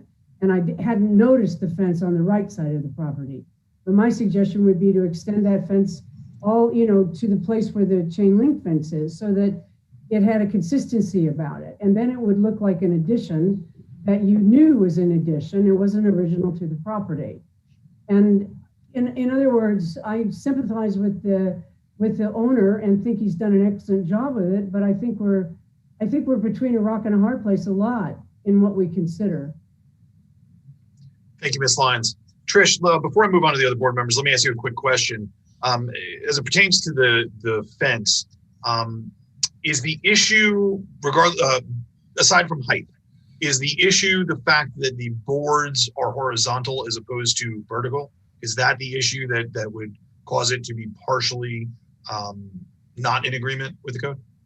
No, it's not an issue. Typically, the guidelines do state that it should be consistent with the style of the architecture, but that's not the primary concern. The primary concern is the height and the visibility. Thank you. Let's go to Mr. Carney. Mr. Chair, I'd like to make a motion. Oh, okay. I'd like to make a motion to grant the applicant the request for a modification on the clear glass and a after the fact fence permit. All right. Is there a second to Mr. Carney's motion? Is that because the findings of fact in the staff report state that it doesn't meet the criteria. So what are your findings of fact? Are you saying it does? Yes, it is. Okay. So are you adopting the staff conditions that all glass must be clear with an option of low E? Well, no, I think, and I'm sorry, I just want to clarify because I don't believe that's what Mr. Carney was doing in light of our conversation and I think the intent of his motion. So let's clarify that, Mr. Carney. I'm assuming that you're not adopting at least that condition. Am I correct? I withdraw my motion for the time being. Okay, because I want to make sure, because obviously that condition, that it be clear, would necessarily, conflict with the fact that there are tinted windows already installed. And I think the intent of your motion was to move it forward so that the applicant didn't have to replace those. I'm just trying to get the get this going along where we can make a motion and put this to bed. I would pick up where Mr. Carney left off and just in going forth with that motion without the staff conditions, if I could. Mr. Rosa, before you actually put that motion forward, I do see Mr. Chavon has his hand raised. I'd like to hear from him, and then we can come back to you if that's all right. Sure. Thank you, Mr. Chavon. Mr. Marcus has had his hand up before mine. So. Oh, I'm sorry, Mr. Marcus. Thank you. Arthur, I think you're still muted. Still can't hear you. Sorry about that. I was unmuted. I realize that there's a hardship here with this owner. And yet, at the same time, I do agree with what Ms. Lyons has said earlier, that the fence really troubles me. The incongruity of all the pieces, not to mention the chain link fence, and I realize the chain link is allowable. My big concern and my question to every board member here is we can make make amends or make an exception for every applicant that comes before the board. But once we start to do that, that means that we really need to look at what the process is and what we're making and what we're amending all the time. Because I find every time that this fence issue comes up, we go through the same thing. We went through it on Mr. Rose's property. There have been other properties in Sailboat Bend. So I do think that we as a board need to look at some consistency in this, just as I'd like to see some consistency in the fence. So I will leave it to everybody else at this point. If that is Thank you, Mr. Marcus. Let's go to Mr. Chavon. That is the point I was making, Mr. Marcus. I was following up on that. Yeah. Mr. Chavon? Okay. Well, first thing I would suggest is this gentleman go out and get a rabbit's foot because he's got the worst luck I ever heard of. This guy just doesn't seem to be able to get a break. I'm okay with the glass, just to get that off the table. And I don't want to, take up a lot more time, but I'm hoping that in the future, the glass gray tint or whatever amount of tint, or with regard to energy saving and all the things that people need to do to live in a house and save money and do things that are environmentally correct, be considered when they can be considered. And in this case, I think it's a consideration. It's a very light tint. I drove by it. It does not look clear. But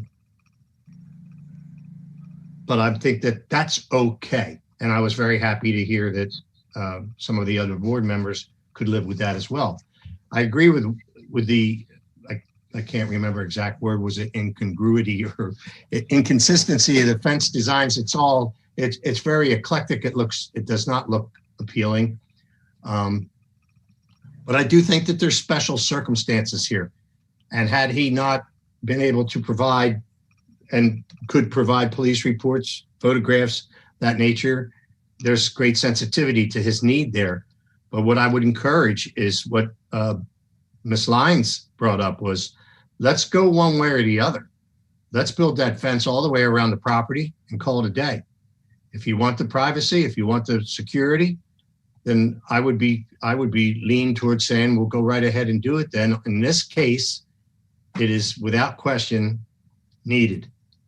So I don't see a 4-foot fence being any good next to a 6-foot fence if you're looking to stop somebody from jumping over it or looking into your house. Something has to change. You can't just have both. So for the applicant, I would ask him to come to the board with a suggestion to which way does he want to go. And then the question I had was, if he had built a 4-foot high fence and put shrubs around it that grew, are they allowed to grow 8 feet tall and hide the house? Is that code with the city? Can you put shrubbery around your chain link fence? If he had chain link fenced everywhere he's got fence and put shrubs there and let them grow 6 or 8 feet tall, is that legal? If I may answer, I asked the code enforcement, and yes, they can grow as long as they're well manicured. To answer your question regarding the different types of fences, I am totally okay extending the wooden fence if it's allowed and approved. But my thought and original plan was that the shrubbery that would be placed in front of the chain link fence would add as a second layer of deterrence. I plan on putting podocarpus, which will grow thick and make it more difficult to, climb the fence Right. as it is. So which plan would you like to put before this board for consideration? A 6-foot fence that goes throughout the entire property where you have existing fence as chain link and wood? Or do you want to take your wood fence down and replace all your chain link fence that's currently there and in the place where there's wood fence and then install shrubs? If we knew what your intent was, it would be easier, I believe, for us to make a decision. Okay. I'm sorry. That's just my suggestion. Ms. Orris, before you answer, Tim, I see where you're going with this, and I appreciate where you're going with this, but I do want to pull back a little bit or push back a little bit because I want to make sure that we follow our procedure. We have an application before us specifically after the fact modifications, and what I think would be more appropriate, what I think is appropriate is that we must determine a ruling or make a decision based on the application in front of us. And if that leads to the applicant necessarily needing to come back before us with another proposal, and we can certainly guide him towards that, I don't think that's a bad thing. But we are bound by the application before us, and I think we need to make our decision based on that. Okay, so just a comment to that, okay? Yeah. And no disrespect to the applicant, but because we have work done after the fact and because we have work done with misunderstanding about what needs to be pulled for permits, if we were to say we're okay with all this, what would stop the applicant from going forward with putting in the rest of that wooden fence anyway? Or something else that the city doesn't approve? And then we'd all be back here again. So that was my only reason to have something from him to let us know what his intent was. And some kind of goodwill, so to speak. Yeah, and I certainly understand that, and I don't necessarily disagree with your point, but nonetheless, we are bound by the four corners of the application. Okay, I get it. So didn't the applicant state that he didn't have the finances to finish the wooden fence? Didn't you say that? That's correct. The chain link fence is a much larger structure. And at the time, the overages that I'm incurring with the project, I do not have the money to put it up. If it appeases the board, my preference all along has been to have that privacy fence, but if I have to build the wood fence all the way around, I'm more than happy to do so. I just didn't think that was in the options. And it's not tonight. I mean, thank you for reminding me of that, Jason. No, and Tim, I appreciate what you were trying to do because I'm trying to get comes this from a good place. Trying to get this guy out the door and make both sides happy. I hear you, and I'm going to take the privilege as the chair of making the last comment here, and then we're going to bring it back to Mr. Rosa for his motion that he's been dying to make. I agree, Tim, and I think I share the thoughts of the board. The glass doesn't bother me. I'm troubled by the fact that it wasn't addressed, but I'm not to the extent that I'm going to make this gentleman replace all the windows in his home. Instead, I'm going to say, sir, you need to pay attention more to these kind of things. It's important. I say that with a smile. But the fence, it does bother me.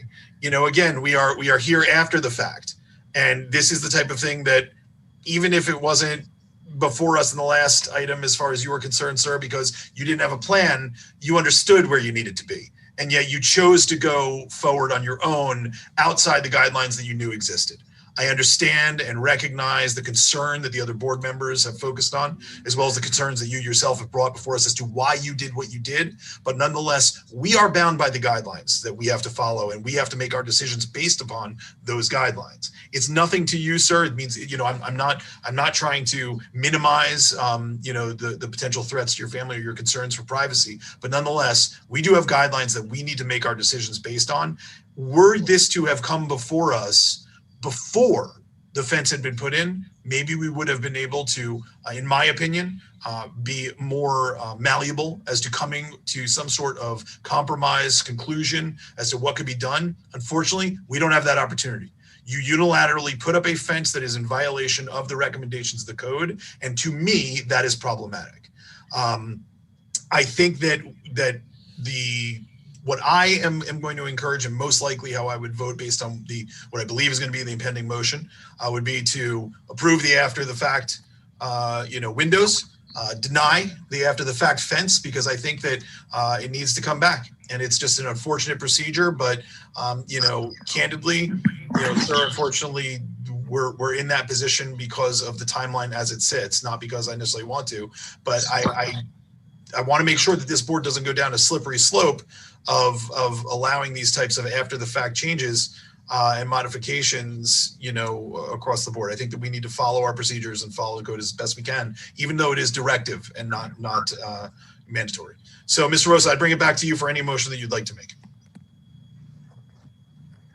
I have the motion in front of me, Tricia, and then I just pulled up the resolution actually. So trying to read from that in order to propose the motion, but just by memory, it would be a motion to approve the applicant and the application in its proposed form without the staff recommendations as to the clear glass, and to allow for the after the fact 6-foot high wood picket fence after the fact. That's the meat of the motion there. And that would be based on the findings of fact as discussed at this hearing, Mr. Rosa? Yes, it would be. You're finding that it meets the criteria? I do find that it meets the criteria, yes. Okay, it meets the criteria. So that's Mr. Rosa's motion. Is there a second to Mr. Rosa's motion?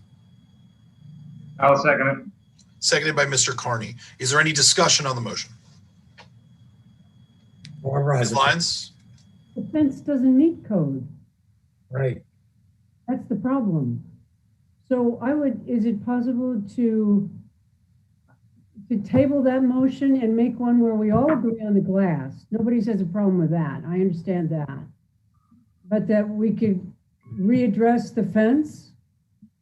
Well, I think his motion is to approve the entire application. I know that. You'd have to vote on that. So one moment. Barbara, I think what you are asking is if Mr. Rosa would accept a friendly amendment, right? Only as to approval of the glass, yes, and not addressing the fencing, so that the applicant could then come back before the board with maybe a modified proposal as to the fence? Yes, that's what I'm suggesting. I like that. Mr. Rosa, would you accept such a friendly amendment? So are we required to put this forth in just one motion, because technically it's two items? It's presented in one application, therefore it's got to come in. That's a good question, Sherry. Right. That's correct. So it's one application. All of both items are before you. So then let me ask this.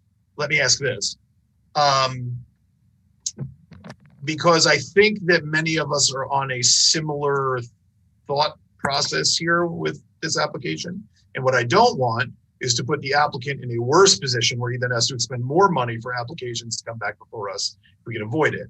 So then maybe the best recommendation would be if Mr. Orris wanted to move to continue this matter until a later hearing before this board, so that he could maybe go and come up with some suggested modifications to the fencing that might be appropriate later. That would also allow us to continue the glass issue, even though we now know that we all probably, I believe, have similar feelings as to that. So, Mr. Orris, we can't do that for you, but I'm not sure if that's something that you wanted to consider.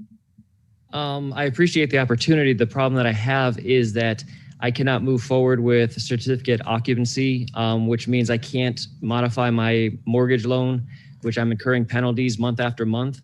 And unfortunately, I put the two items on the same application because I thought that's what I was supposed to do, but they're actually under two separate permits. So by delaying a decision, even if it goes against me, I'm actually really hard up against a timeline as far as being able to move forward with everything that's supposed to occur to get me into the house. I just want to be clear. I just want to be clear that you understand. Then, if you do move forward on this, there's a chance, and I don't know what the final count will be, but that your application could be denied and you could be in a worse off. Right, because you're going to have to vote on both items under one resolution. That is correct. If you have everybody agreeing that the glass is okay, but there's a failure to pass on the fence, then I'm going to lose on both accounts. You might. That's a possibility. I'm not saying that decision has been made yet, sir, but if that did play out that way, then yes, that would be correct, sir. I understand that, and it's not what I want. Right. It's not what we want. It's not what I want for you either, sir. I'm trying to give you the best options possible to protect you as best we can. I actually don't know what my best option is, because from the temperature of the room, I don't think my fence is passing despite my deep concerns. And my understanding is that if the windows pass, then I can move forward with my final inspection. The fence itself has nothing to do with me getting a certificate of occupancy. If I knew that I could do two different applications, I obviously would. Let me stop you there, Ms. Orris. Sherry, let me ask a question. If the applicant were to ask us, if he were to withdraw the portion of his application relating to the fence, but wish to move forward only on the portion of his application relating to the windows, that would be within his purview to ask us not to consider that any further, right? Yes, he can withdraw it, but if you continue it, then he can't. After that, then he can withdraw it at this point. Only the port, right? He can withdraw that portion of his application pertaining to the fence. Yes, before you vote on it, he can withdraw it if he chooses to withdraw it at this point. Then we would only go forward with the windows. So let me ask you, Mr. Orris, hearing that guidance by the city attorney given to the chair, is it your intention, or would you like to request to withdraw the portion of your application pertaining to the fence, understanding you'd have to come back before the board on that issue, but still move forward with the matter pertaining to the windows, which appears to be the larger issue here? Before I answer, can I have a clarification on what the process would be with the fence if I asked to withdraw? Is it a second application with a second fee with a second meeting? Yes. I believe it would be, sir. Yes. Chair, can I make a clarification on that? Yes, please. For new applications for residential properties, we do not have fees any longer for certificates of appropriateness. Wonderful. So Commissioner Glassman, forgot about that. Sorry. So the answer to your question, sir, is it would be a new application with no fee. Okay. Unless it's after the fact. So if it's a brand new application for a modified fence, then it wouldn't incur a fee. This is after the fact. One moment. Let me say this, sir. I don't think that it's really in anybody's posture on the board or staff with the city in this position tonight to advise you of your rights, responsibilities, or available options. But I think what I could tell you is that you may need to pay a fee. You may not need to pay a fee, but I can tell you that you are able to withdraw the portion of your application dealing with the fence, allowing us to move forward on a vote as to the glass at your home tonight. Then if it pleases the board, can I withdraw my application regarding the fence and come back at a later date and have a vote placed on the windows tonight? I would be happy to allow the applicant to withdraw that portion of his application, leaving only consideration for this board as to the glass. Hearing that, Mr. Rosa, are you willing to amend your motion to pertain and relate only to the glass? I'm willing to do so, but wouldn't it be best if we just continued the portion on the fence, presuming for a moment here that the applicant could? We can't. No, we can't continue. We can't continue one portion. We can either it's one application. We can only continue the whole or vote on the whole. But if he withdraws the consideration as to the fence, we can still move forward on the glass. Yeah, I mean, if he's withdrawing it, then my motion stands as to the applicable portion regarding the clear glass. Mr. Carney, do you accept that friendly amendment? Yes, I do. All right. That being amended, is there any discussion on the amended motion? Hearing none, we'll call the question. All those in favor of approval of the application, of the after the fact application with the findings of fact as discussed by the board, removing the condition, the staff condition number 1, that the glass be clear, And the resolution that would be read by Ms. Wallen now. Mr. Chair, may I just ask if the person who seconded the motion accepts the amendment? Mr. Carney acknowledged that he did. Okay. Do you want to read the resolution, Ms. Wallen? Yes. I'm going to revise this, but I'll try to read it as best I can. A resolution of the Historic Preservation Board of the City of Fort Lauderdale, Florida, approving a certificate of appropriateness, modifying a previously approved certificate of appropriateness, case number H19004, for major alterations for the property located at 734 West Las Olas Boulevard, Fort Lauderdale, Florida, for the installation of gray tinted glass windows after the fact. Case number UDP HP 2007. Thank you so much. All those in favor of the motion, please signify by saying aye. Aye. Aye. Any opposed? Any abstentions? All right, the application as to the glass passes unanimously. Mr. Orris, we look forward to seeing you in the future to address the other issues. Thank you so much. We've been in session for 2 hours and 10 minutes now. I'm going to call a 5-minute recess here for a bio break for anybody that needs it. We will reconvene at 7:15 p.m.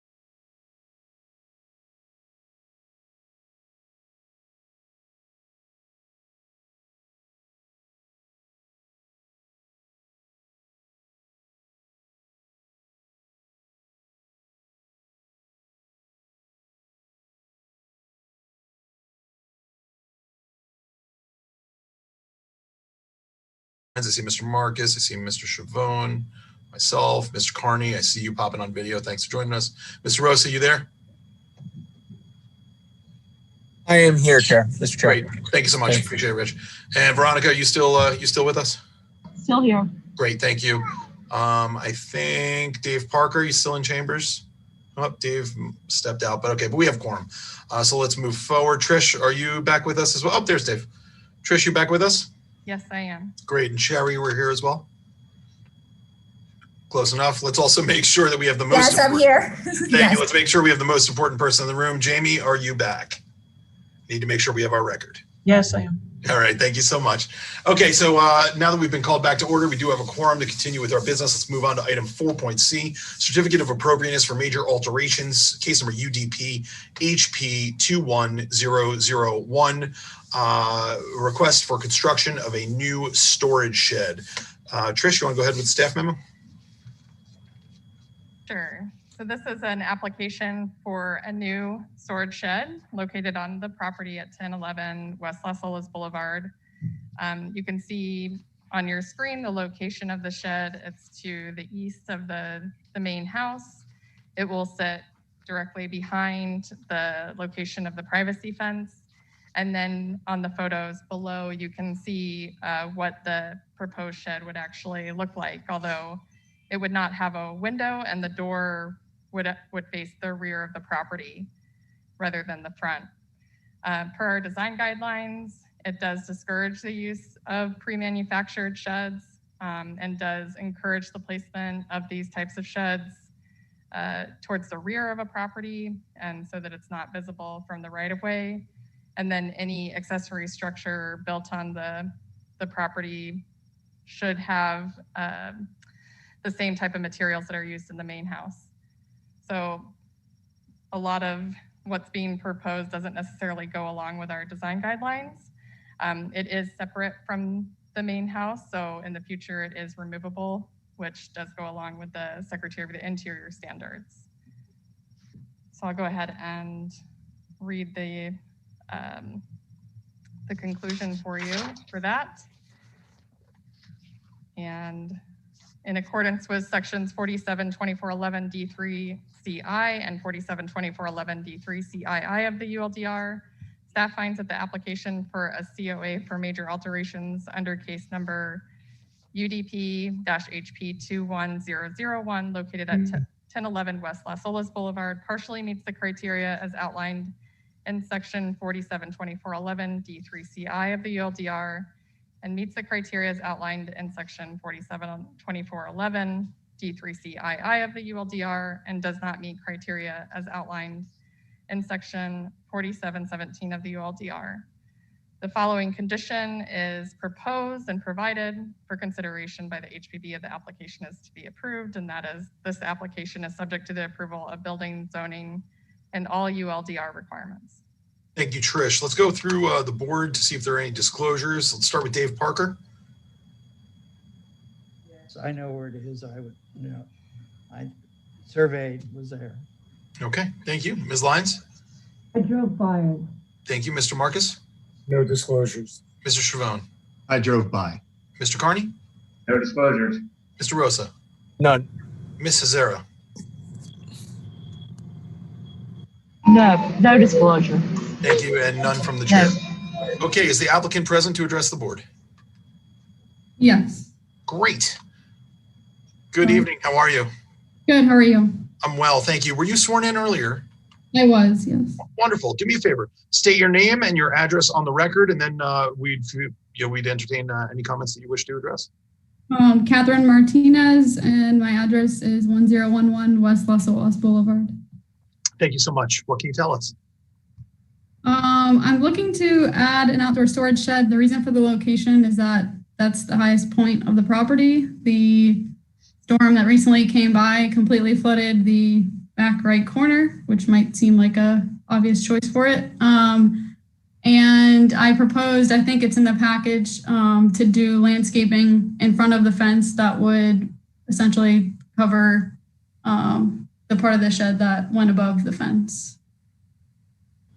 All right. Anything else you'd like us to consider or know at this time? I don't think so. All right, great. Any questions of Ms. Martinez from the board before we open public comment? Yes, I have a question. Mr. Marcus. How tall is the fence and how tall is the outdoor storage shed? The fence is 6 feet and the shed is 8. Okay, thank you. Thank you, Mr. Marcus. Any other members of the board wish to ask the applicant of any questions or any comments at this time? All right, hearing none. Are there any members of the public who have signed up? Oh, I'm sorry, Ms. Lyons, I didn't see you. I apologize. It's my view. I'm not on gallery view. Please go ahead. Okay. Is the structure already there? The shed? Yes. No, I would be purchasing it. It's a hurricane rated shed that I have not yet purchased. Thank you. Actually, I have a quick question before we go to the public. Is there any reason, you know that you didn't put it in the back corner because of floods? Any reason that the shed couldn't just be raised but still located in that area? I suppose, but I would say that it's a significant drop off back there, and I feel like that would be a challenge. I'm willing to push it back some. I guess you would see it a little bit less if it were pushed back a few feet from the fence. I didn't really think about it till after I submitted it, that might help the sight line. Might pointed that out to me, but I can push it back further on that side. It's just, I would say probably just like maybe 10 feet past the back of the house is where the flooding was really, really bad. Trish, let me ask you, is location an issue for your determination that it only partially meets, or is it mostly the shed itself and the material of the shed? If it were less visible, that would be better. As I explained to the applicant, obviously if the shed was placed on the rear of the property and wasn't visible from the right of way at all, then that would be something we could approve at staff level. However, for obvious concerns of the applicant, she wanted to move forward with the location that's being proposed. Understood. Thank you so much. Any other questions from the board of the applicant? Seeing none, are there any members of the public that have signed up and wish to be heard on this item? Chair, there's one person signed up to speak on this item. Okay. Their name is Wanda Beacom, and they are in the attendees list. Wonderful. If we could move Ms. Beacom over, we need to move them over, I believe, so they can be heard. And then we'll just confirm that Ms. Beacom has been sworn in and entertain her comments. Ms. Beacom, if you could please unmute yourself and turn your video on. Oh, there we go. We see you now. Thank you so much. Hi. Hi, good evening. I actually was trying to speak on the last case, but just didn't get there quick enough because I'm the fence queen of Sailboat Bend. So I apologize. That's all right, Ms. Beacom. We're happy that you're here. Thank you for clarifying. I apologize. No, that's all right. I'm going to just, that's wonderful. It's good to see you. Thanks for joining us. Sorry we didn't get to you, but. That's okay. That's okay. Thank you. All right. So I'm just going to ask you to go ahead and mute yourself and turn your video back off if you could. Thank you. All right. Any other members of the public that want to be heard on this? I don't believe we do. So we'll close public comment. But I do see Ms. Lyons' hand up. Trish, could you clarify something? Are you saying that if she had put this in the back of the property where it floods, and clearly she doesn't want to put it there, but if it weren't a part of the property that flooded and she put it back there, that you would have approved of the material that's being used? Yes, because it's not visible from the right of way, we do have that ability to approve such alterations. Okay. Thank you. Thank you, Ms. Lyons. Any other comments or concerns of the board? Yes, Mr. Blank, I have just my concern is the obvious one. I can understand why the applicant needed to put the storage shed here, but it conflicts so much with whatever's left of the historic character of the house, which has already been compromised. I would prefer to have this. It's a shame it couldn't be approved, as Ms. Logan said, in the backyard where you wouldn't even have to come here. But be that as it may, we're here. And I think as a board member, I would look to see how we can work with you to minimize the protrusion and minimize what you see from the street. If you were to push it back, and how tall is your landscaping proposed to be? I didn't have heights in there, but I was gonna put some kind of a hedge behind the fence and then palms in front of the fence. That was in your photo, your picture, I think. Yes. Yeah. Okay. And can you push it back somewhat? Do you have room there, as you said earlier? Yes. Okay. So you said, can you push it back 10 feet? Is that what you were saying? Yeah. Okay. And then this has to rest on a concrete slab, does it not? It does not have to. Oh, it does not have to. Okay. For the product approval, it can be secured on the cement blocks. Right on the ground?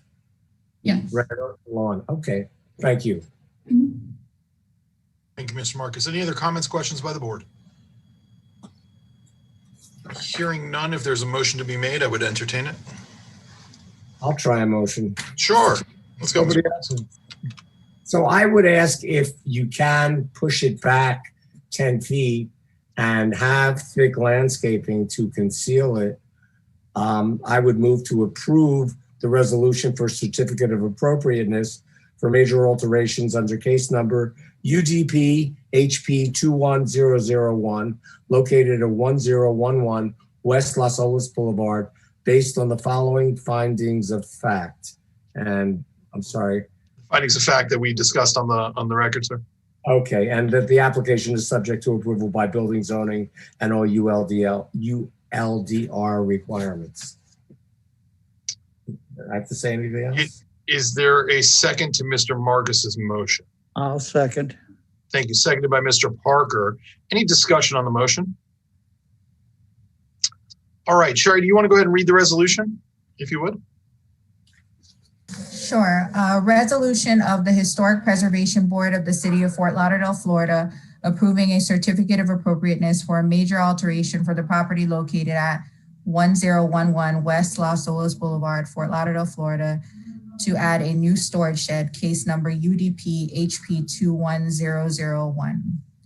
Thank you so much. Finding that it meets criteria. I'm just making sure for the record. Yes, we found that it does meet criteria. Okay. That was what Mr. Marcus proposed and what Mr. Parker seconded. And I want to be clear. Before we go on, I just want to be clear, and Trish, maybe you can clarify this. As far as the portion which you say does not agree with the material and design guidelines, that has to do with exterior building walls, not specific to sheds. And I'm referring to the Sailboat Bend Historic District material and design guidelines. Am I correct in understanding that? Yes, it's any exterior building wall. I see. Building wall. Okay. Thank you. All right. So with that, I guess if there's no discussion by the board, I would call the question. All those in favor of approving the application with the conditions as discussed by Mr. Marcus, please signify by saying aye. Aye. Aye. Aye. Any opposed? Aye. Any opposed? Hearing none. Any abstentions? All right. The item passes unanimously. Thank you so much, ma'am. Appreciate you waiting for this long to have your item heard. No problem. All right. We're going to skip over communication to the City Commission at this time, and we're going to go right to for the good of the City of Fort Lauderdale. We are going to discuss the proposed Sailboat Bend Historic District updates, and I want to be very clear here. Since our last meeting, just by way of review, this board decided to place this item back on our agenda strictly for the purpose of having our board's questions answered by staff as to the proposals. This is not an item that is up for vote. It is not an item that is being considered at this time by the board for taking a position. This is simply a way for us to have our questions answered and to garner more information. Many members of the public voiced their opposition both to these items and to this procedure, but candidly, this is not the time for public comment on this item before this board. That time will come when that item is up for our consideration, but I think it's important that our board is well informed on items that come before us, and this stems from when this item came before this board months ago, and Mr. Chavone said, maybe we should really set a meeting just to kind of get some questions answered. And we attempted to do that. There was a lot of issues that came about, and many questions weren't answered. And so Ms. Lyons last meeting said, I think we need to readdress this so we can have our questions answered, and we all agreed. So that's what we're here to do now. So as to the members of the public who want to be heard, they will when that time comes. This is not that time.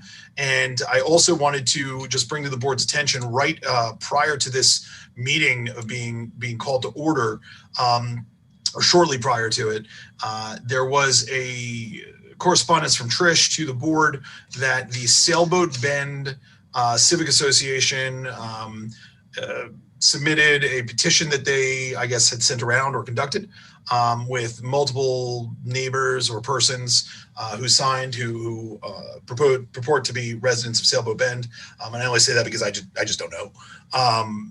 That they ask that no further action be taken on it, on the matter, until such time as a platform for public hearings can be in person, and that they want the city to take no further action with regard to the proposed update. And I just wanted to put on the record that I did see that prior to the meeting, but we are not taking action on anything this evening. So we will be moving forward in our discussion because, again, this is purely informational for us as a board. And then, whether or not the item is brought before this board for consideration, and if any actual action items are taken on it, or if that is postponed, would be an item for the commission or for us to deal with later. But as far as tonight's portion, informational portion, we are going to move forward with that. So we have been presented previously with some great presentations by Trish on the item and on the issues and the proposed modifications and changes. I don't intend to have her go through that again.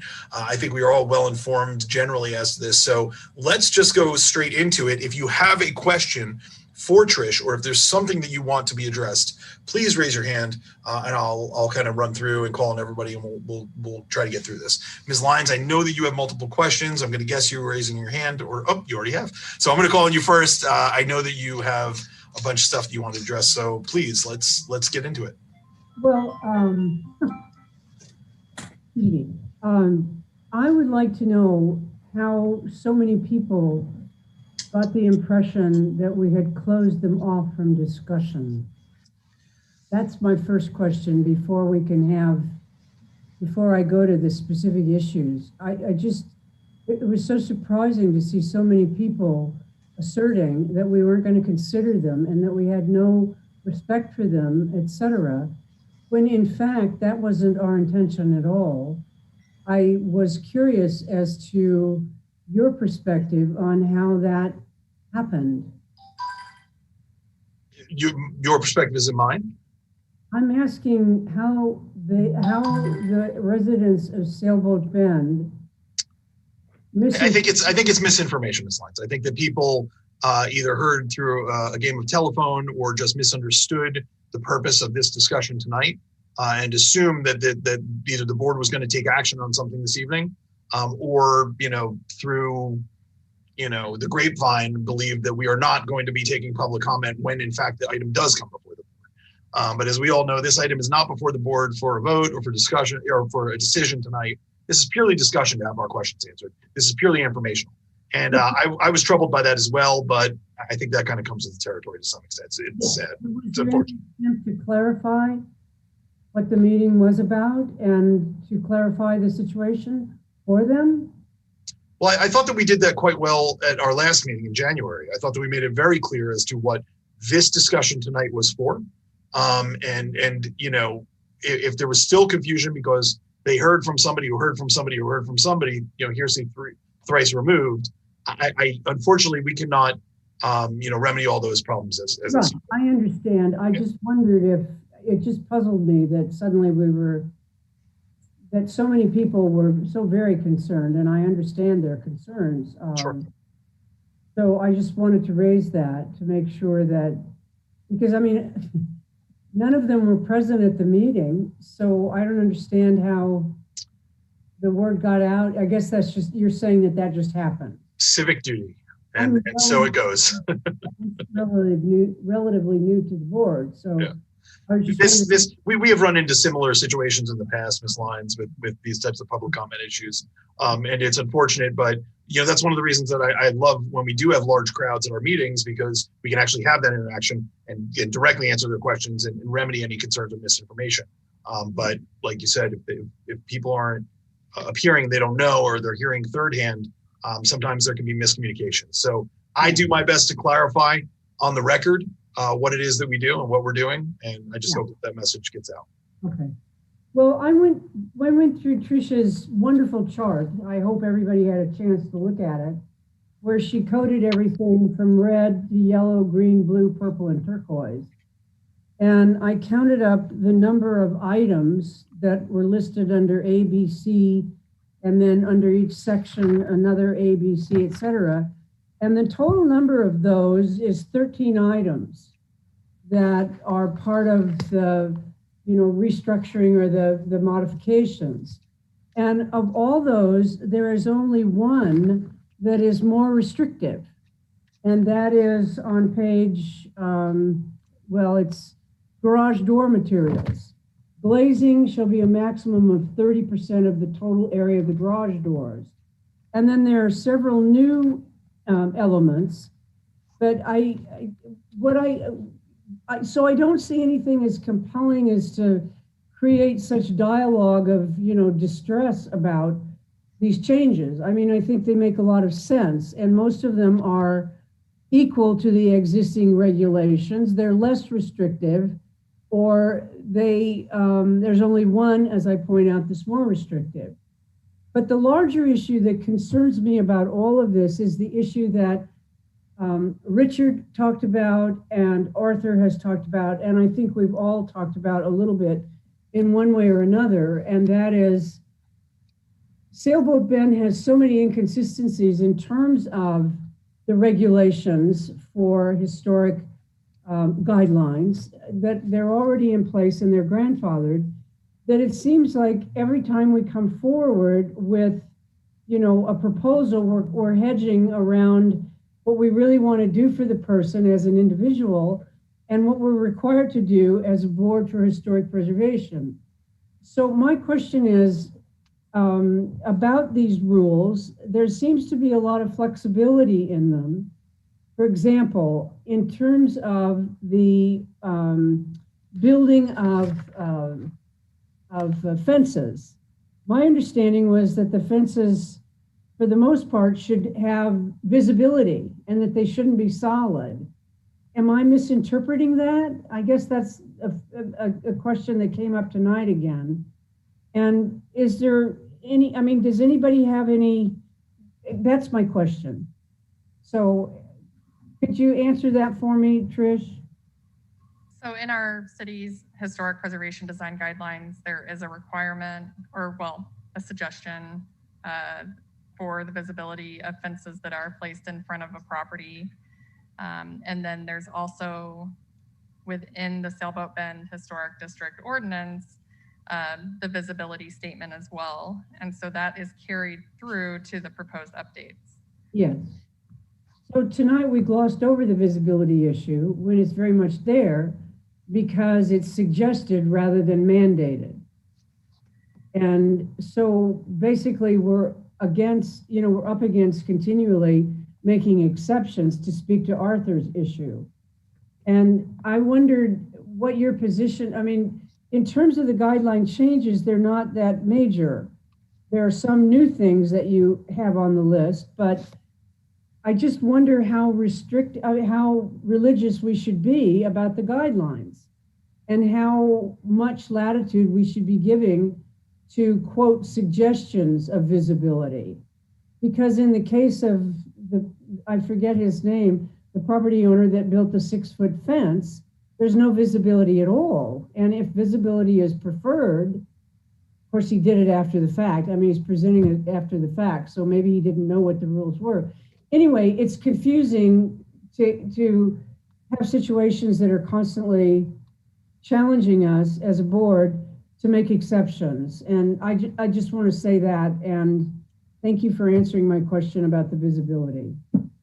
But I did notice that there's only one item on this entire chart that is more restrictive. So I really can't understand people's objections to all these different things. I can understand their issue with the shutters, Furkin shutters, and that is something that, you know, they want to protect their homes with Furkin shutters, and yet they cannot put them on the front of the house.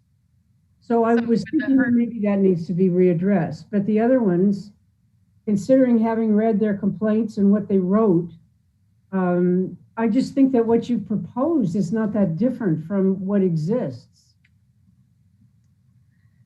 With the hurricane shutters, what's listed and outlined in the proposed updates is an accordion shutter system on the front elevation. It's not restrictive of saying no hurricane protection on that elevation. There are other methods that could be undertaken to provide protection short of not totally replacing the windows. So you can obviously replace the windows. What would those be?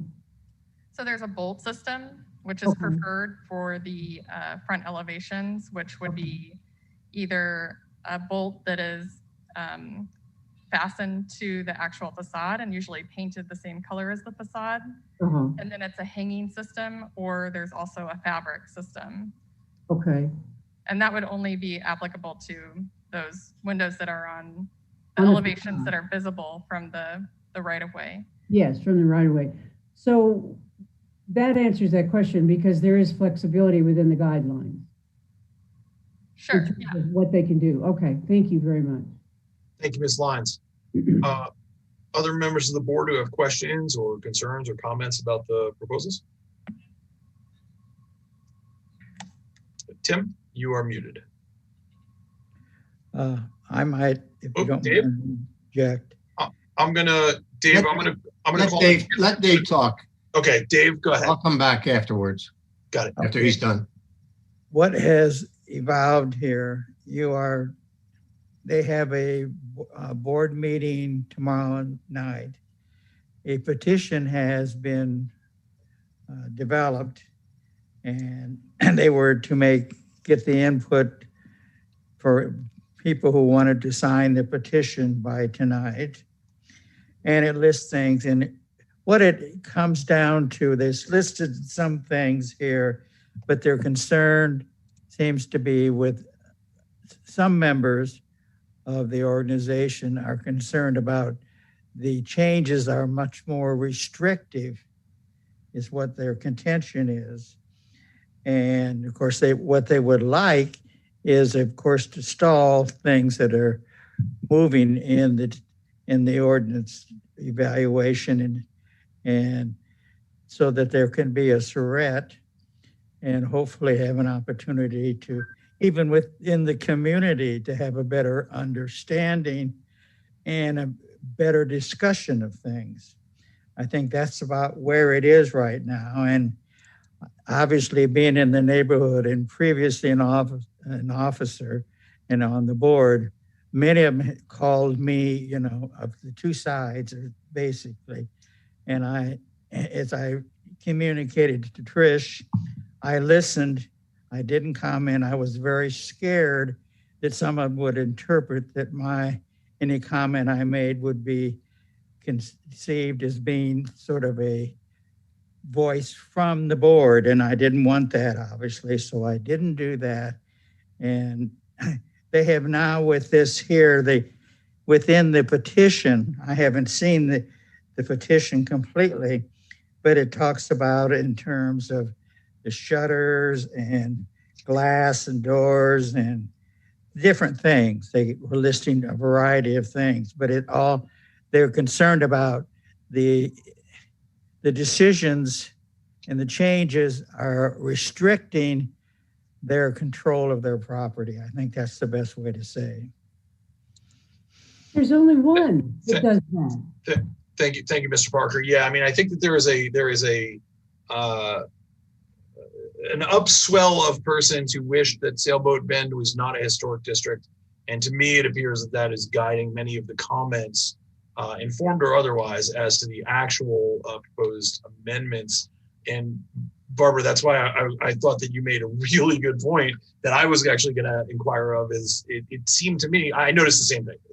It seemed that there was only one proposed change that was more restrictive, and instead it seemed that a lot of these changes are fixing issues that we've addressed in the past as a board, and said, look, we want to find ways to get more things done administratively so that these people don't have to pay all this money and come before us and spend all this time. We want to find ways to, clarify these issues so we can have continuity.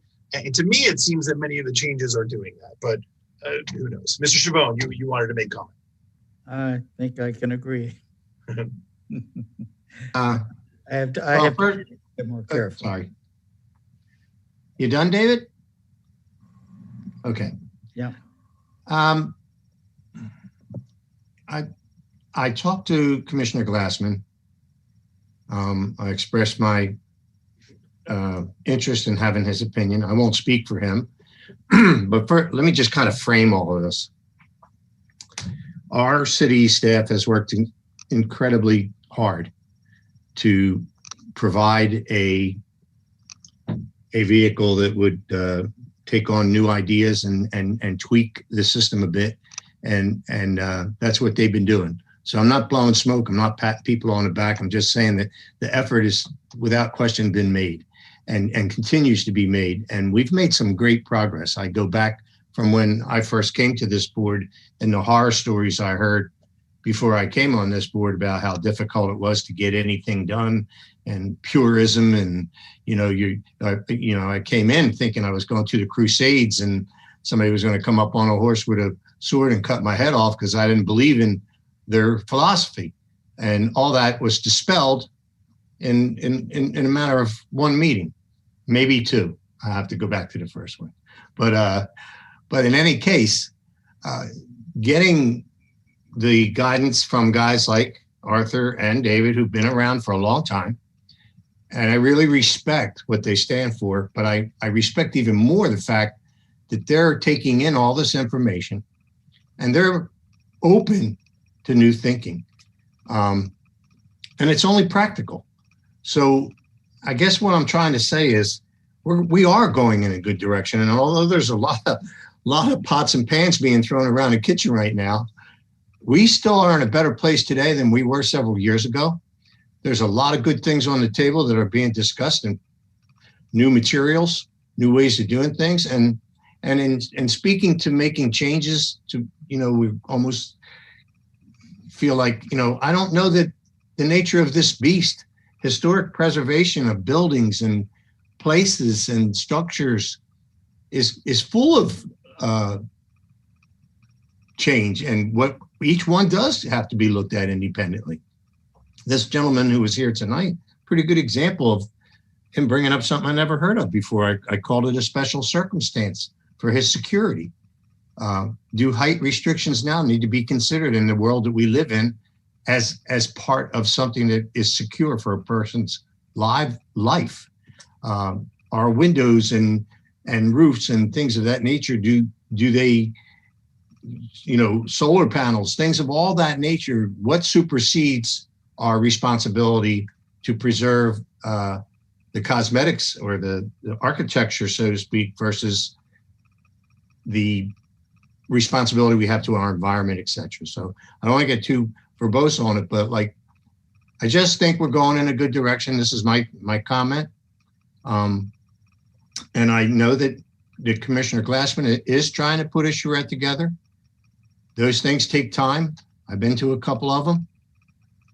I don't know what Sailboat Bend's path is and how organized they are, but if I was to live there, I probably would ask the people in charge, how are you getting organized in terms of the process? There is a process for you to go through. Are you denying it? Are you cooperating with it? Are you getting organized? If you're going to need 800 signatures, how many do you have so far? That kind of thing. I know they're upset. I know there's a group of people that are upset. I don't know how many there are overall.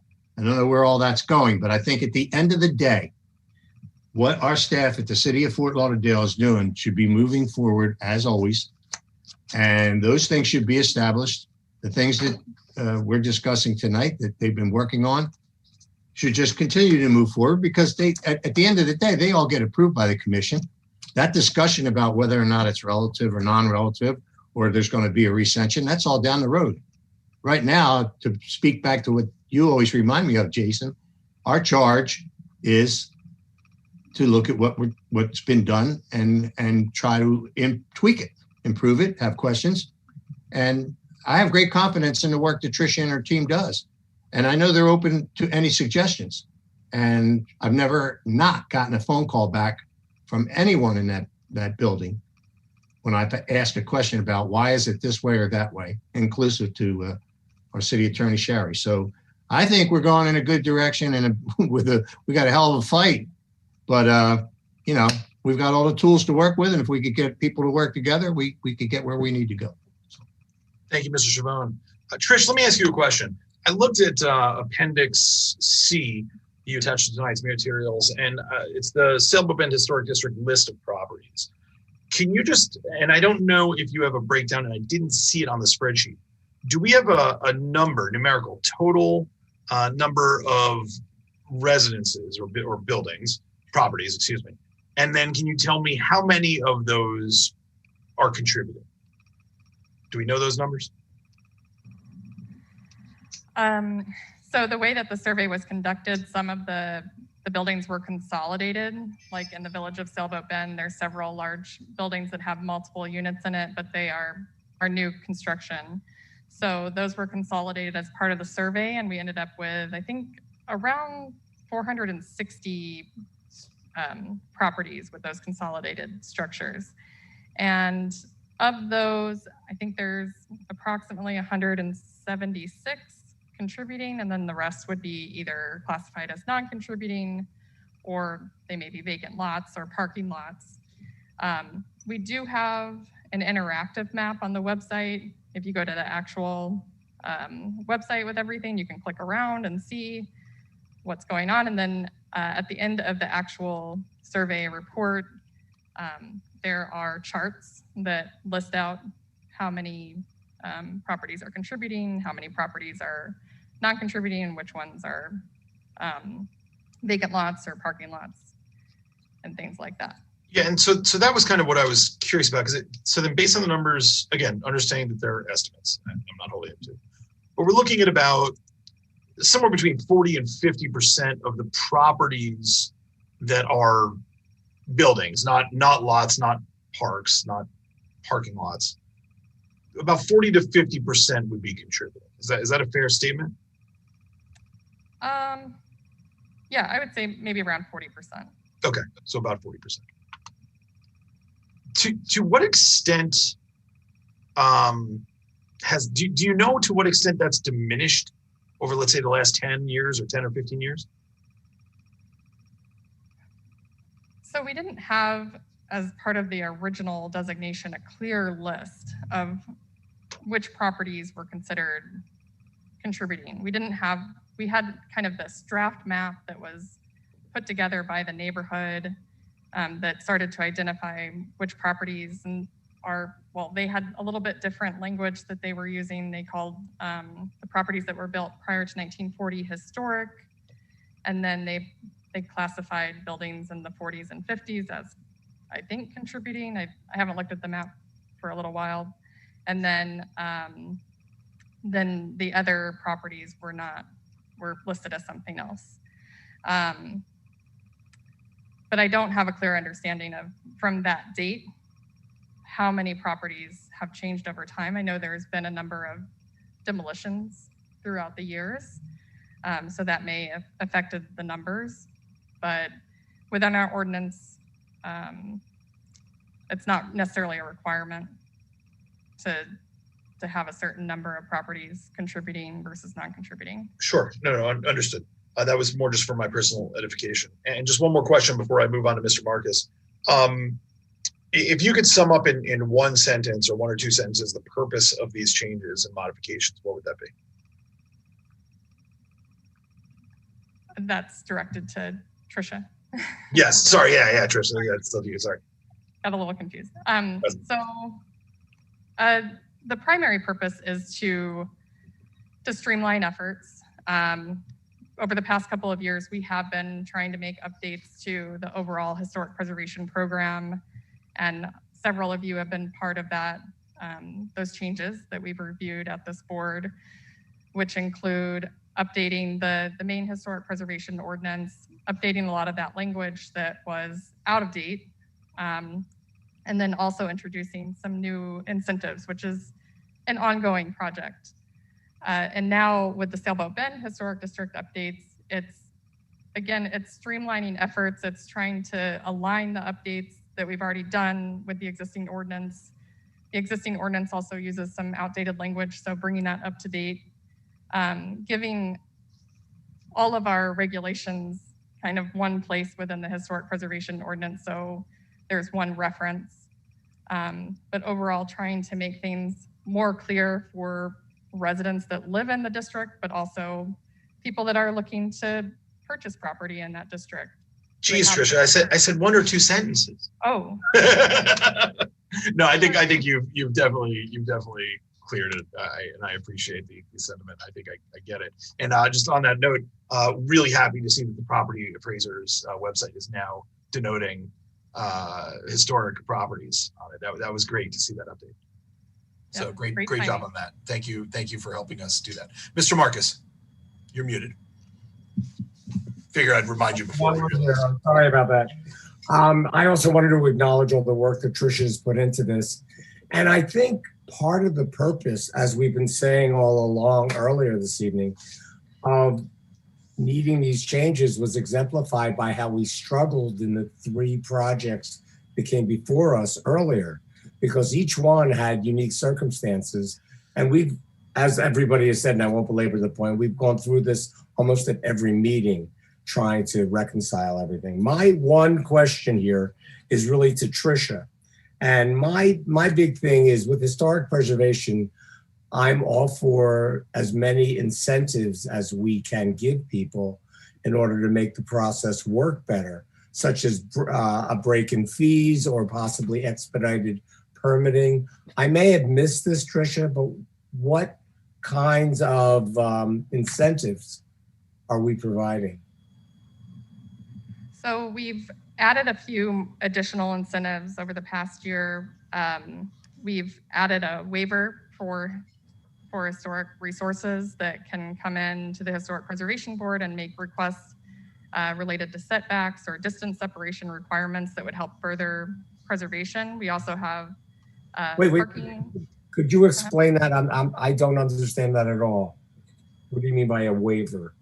So it would be a request to decrease the amount of space that's required. We sort of have it in the Sailboat Bend Historic District Ordinance now for setbacks, where a property owner could come in and make a request to reduce the required amount of setbacks.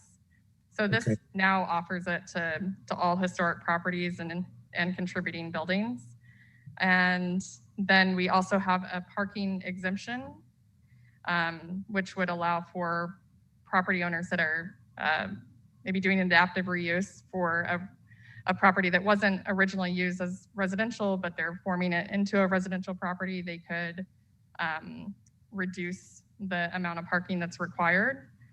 And then we also took away the fees for residential properties for most of the applications that come before the Historic Preservation Board. So there's no fee required unless, of course, it's after the fact, and there's certain things that do still require fees. But for the majority of applications, that wouldn't be required. We also are proposing a transfer of development rights program, which came before you several months ago, and now it's going to the City Commission. And that provides a vehicle for property owners to take advantage of some of the excess development rights on their property to transfer those to another development site and get a monetary gain to put those funds back into their historic property. At this time, there's only a couple of buildings within the historic district that could take advantage of that because we don't have that identification of contributing and non-contributing properties there. So without the identification of contributing properties, we wouldn't be able to, they wouldn't be able to participate in that program just yet. Trying to think if there's something else. But it's We added the tax exemption as well. Oh yes, the tax exemption for commercial properties, which gives a 50% reduction in taxes in the city of Fort Lauderdale. That's great. And just one more comment. I think that's wonderful, all of these incentives. I know other cities try and give some kind of expedited permitting to historic properties. And I wonder if that's something that might be looked at, because at least in other cities, it can prove very popular and can offset a lot of concerns. It's something we can look into. We do obviously have a dedicated staff person, which is me, reviewing the permits for historic properties. So whenever they come in, I do try to do that as fast as possible to give property owners a response. But they do have to go through other disciplines as well. Well, that's what I was looking to expedite. Yeah, but we can certainly have those types of discussions moving forward. But I think there's several other types of incentives we can explore. I'm just not sure if it's feasible here. And then we also have other existing incentives in place. We do have a requirement now that's by Florida statute that the applications have to be reviewed within 30 days, and correspondence has to be provided to the applicant as to what's missing in their application. Did you want it to be less than that, or because that's what's required by us by Florida statute? And what are you saying has to be reviewed within 30 days? An application to the board? Yes, even if it's administrative, an application that's for any of these applications, it has to be reviewed within 30 days and then correspondence provided to the applicant as to what's missing and what the, and giving them an opportunity to provide the additional information, and then giving them a deadline as to another 30 days to say, okay, your application will be withdrawn if you don't comply with these additional requests. And then there's also a deadline as to when we're supposed to bring it to the board. That's so that is required by Florida statute. So is this process the same for historic properties as well as non-historic properties? I mean, in a historic district and not. That's correct. It's also the same for the other quasi-judicial items that go before the Planning and Zoning Board. It came under a statute that passed, I believe it was a year and a half ago or so. So the Florida legislature already has forced us to expedite our applications. So, but if less than that, we can consider it, but it's hard because it's just Tricia. So, I understand, but it's something I think that could be considered. It may not be feasible right now, but I think it's something that could be very popular with applicants. Okay, we'll look into it. Thank you. Ms. Lyons, I see your hand is raised. Yeah, I did want to say this, and that is so much of the information that residents of Sailboat Bend have questions about and are troubled about are available on the website.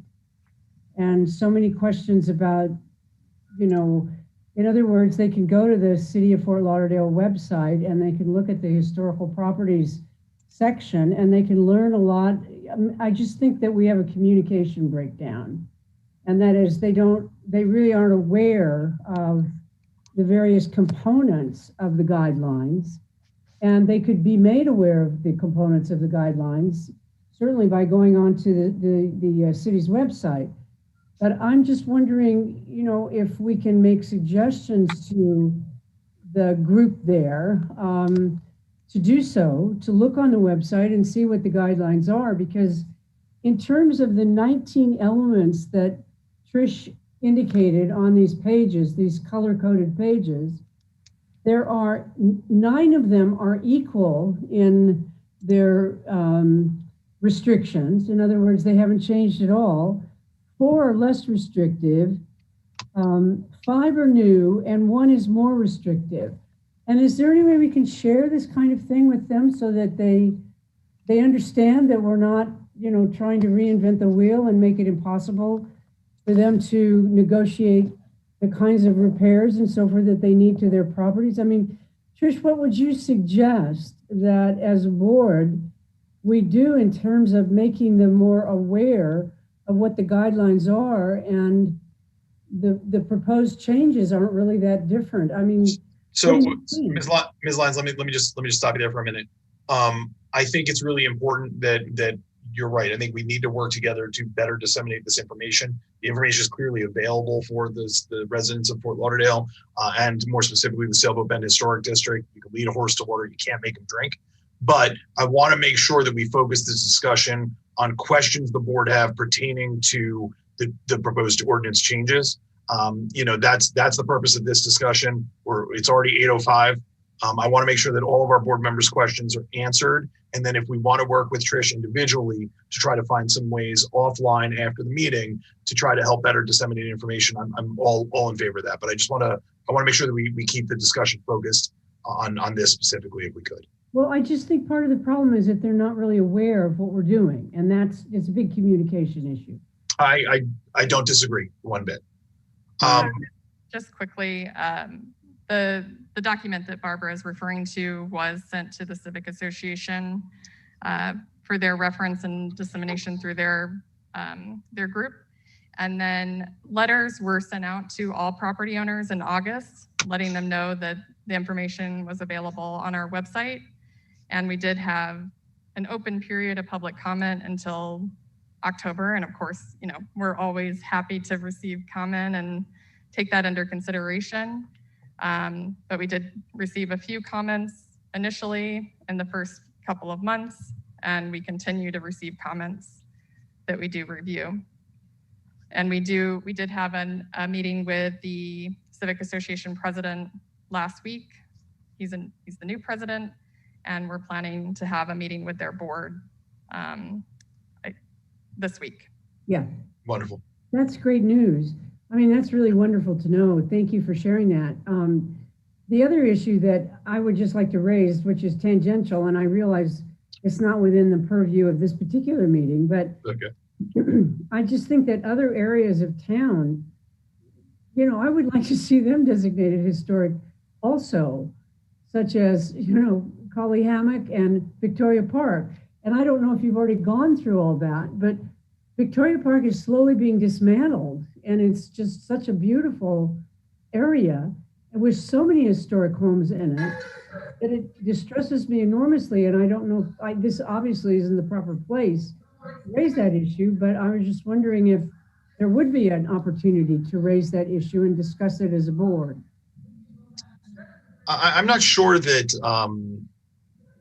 it would be appropriate for the board to discuss possible designations before the item came before it, because that is an item that could come before the board. And I think that premature discussion might be problematic for any decision making in the future. I thought we had the authority to designate an area of town as historic. My concern is that before it was officially placed before the board, I don't want to have any general conversations on it. If the item is before the board for discussion, it might then be appropriate. I want to make sure we don't overstep our bounds there. Sherry, could you give some guidance on whether or not? Okay, so to designate, so the under 472411, the board does have the authority to motion to initiate an application to designate a property. And so we have that in the code. As to when it's appropriate, maybe not now, because we were talking about the code amendments to the Sailboat Bend, which is something different. But at any time you are, sorry for the noise, at any time you have that authority to motion to initiate a application as a motion to initiate an application for designation. You just have to make sure that it meets the criteria for designating the property. So you'd have to have a basis to do so. So you'd want to review the code to make sure that there is a basis to designate that property. Thank you, Sherry. So then, Ms. Lyons, I think that, Barbara, I think that if we want to have that discussion, there would have to be a motion before the board first, suggesting or recommending that we as a board move to start an application for the designation of an area. And then I think discussion would be appropriate. So who would make that proposal? Any member. But I think that the member would, I think we would want to, I think we need to be careful that if we're going to make that proposal, we make sure it's in line. So maybe have a conversation with Trish first, if we want to go down that road, and then we can kind of go from there. Well, I just hate to see all these properties being dismantled in these, it's just troubling because it's such beautiful areas of town. I agree. And that certainly is, I think, a feeling shared by many of us here on this board. And it's also a reason why many of us are on this board. Right. Any other members of the board, not any other, any members of the board have any other questions as to the Sailboat Bend Historic District proposed amendments? I want to discuss that. And if not, I want to try to wrap up the meeting because it's and my wife is bothering me because my child is gone. We've mentioned Tim, Barbara, and Arthur have made some very good suggestions. What you're having right now, it's in a climate that needs to be well understood because you have groups that within the group you have those that have been here for years and have seen some things have gone through the board very tediously, but we have gone now in the direction with Trish's guidance to help these individuals and residents to say, understand as much as possible what the regulations are. They've done a fine job.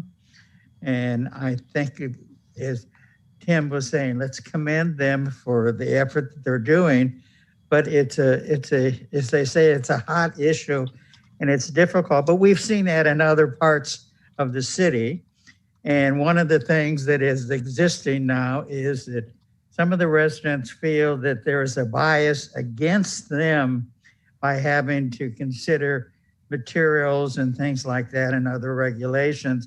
But I suggest to some of them, they are applied to other parts of the city, but they don't seem to want to accept that. And so it's a very challenging situation right now. And I agree, as Jason said, we have moments there that we got to be very careful because once we start a precedence, then we're in trouble. Yes. All I'm just commenting. Yes.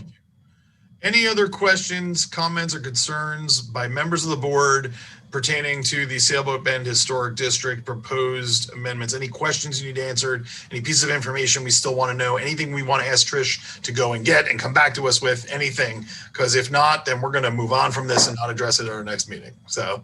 Well, again, I want to thank Trish for the hard work on this because it really clarified things. Well, actually, you know what? In line with that, I have an idea, but I guess I should close this out first. So are there any other questions or comments pertaining to this or any questions for Trish? All right, hearing none. I'm going to bring us back to communication to the City Commission, and I'm going to propose that we as a board communicate to the City Commission our great thanks and appreciation for the work that Trish Logan and her staff has done in researching these issues, preparing the issues, and presenting them to this board on the proposed amendments to the Sailboat Historic District ordinance and the updates so that we could be fully informed as we continue down the course to address these issues. I don't know if the board has a general feeling on that. And give them more money. Yeah. Yeah, cheers to that. Yeah, raise their salaries. Yeah. Yeah, right. I think that's great. All right. So then, Tricia, we are going to make that communication formal to the City Commission. How do you, Sherry, how do you need me to do that? Do you need me to? Could we please get a motion? Because what the mayor will do is he'll read the motion as it states. So if we could please get that motion. Am I able to, if it's, and this is procedural, so I'm going to get a little tricky here, but follow me. I'm going to step down as chair for the moment and allow Arthur to preside over the meeting so that I can make the motion. That's fine. All right. So Arthur, I'm passing the gavel to you. You now have the gavel. I have a motion, Mr. Jason, Vice Chair. I have the gavel. I'll recognize Jason. Thank you. I have a motion that the Historic Preservation Board wishes to communicate to the City Commission that Ms. Trish Logan and her subordinate staff, Trish, I don't even know if you have subordinate staff, but Is there- and your fellow staff, we commend her and them for the incredible work and efforts that they have put forth in collaborating, creating, and informing this board of the proposed amendments and modifications to the Sailboat Bend Historic District updates. And we, with great thanks, wish for the commission to recognize her for her efforts. I'll second. Motion, okay. All right. So I think it has to be seconded by somebody other than the chair. Sorry, Arthur. So I think we should. Barbara. All right. Your chair, you got to run this show, Arthur. And now I can turn it back to you, right? No. You got to call the vote. You got to call the vote. I have to call the vote. So wait, Barbara's made a motion. No, I made the motion. You made the motion. Seconded. Yeah. All in favor? Aye. Opposed? The motion carries. Thank you so much. Hallelujah. Yay, thank you. Can I have the gavel back? You have the gavel. All right. Is there a motion to adjourn, seeing nothing else on our agenda? Yes. Move to adjourn. Meeting will be adjourned at 8:15 p.m. Thank you so much, everybody. Thank you. Really appreciate it all. Thank you very much.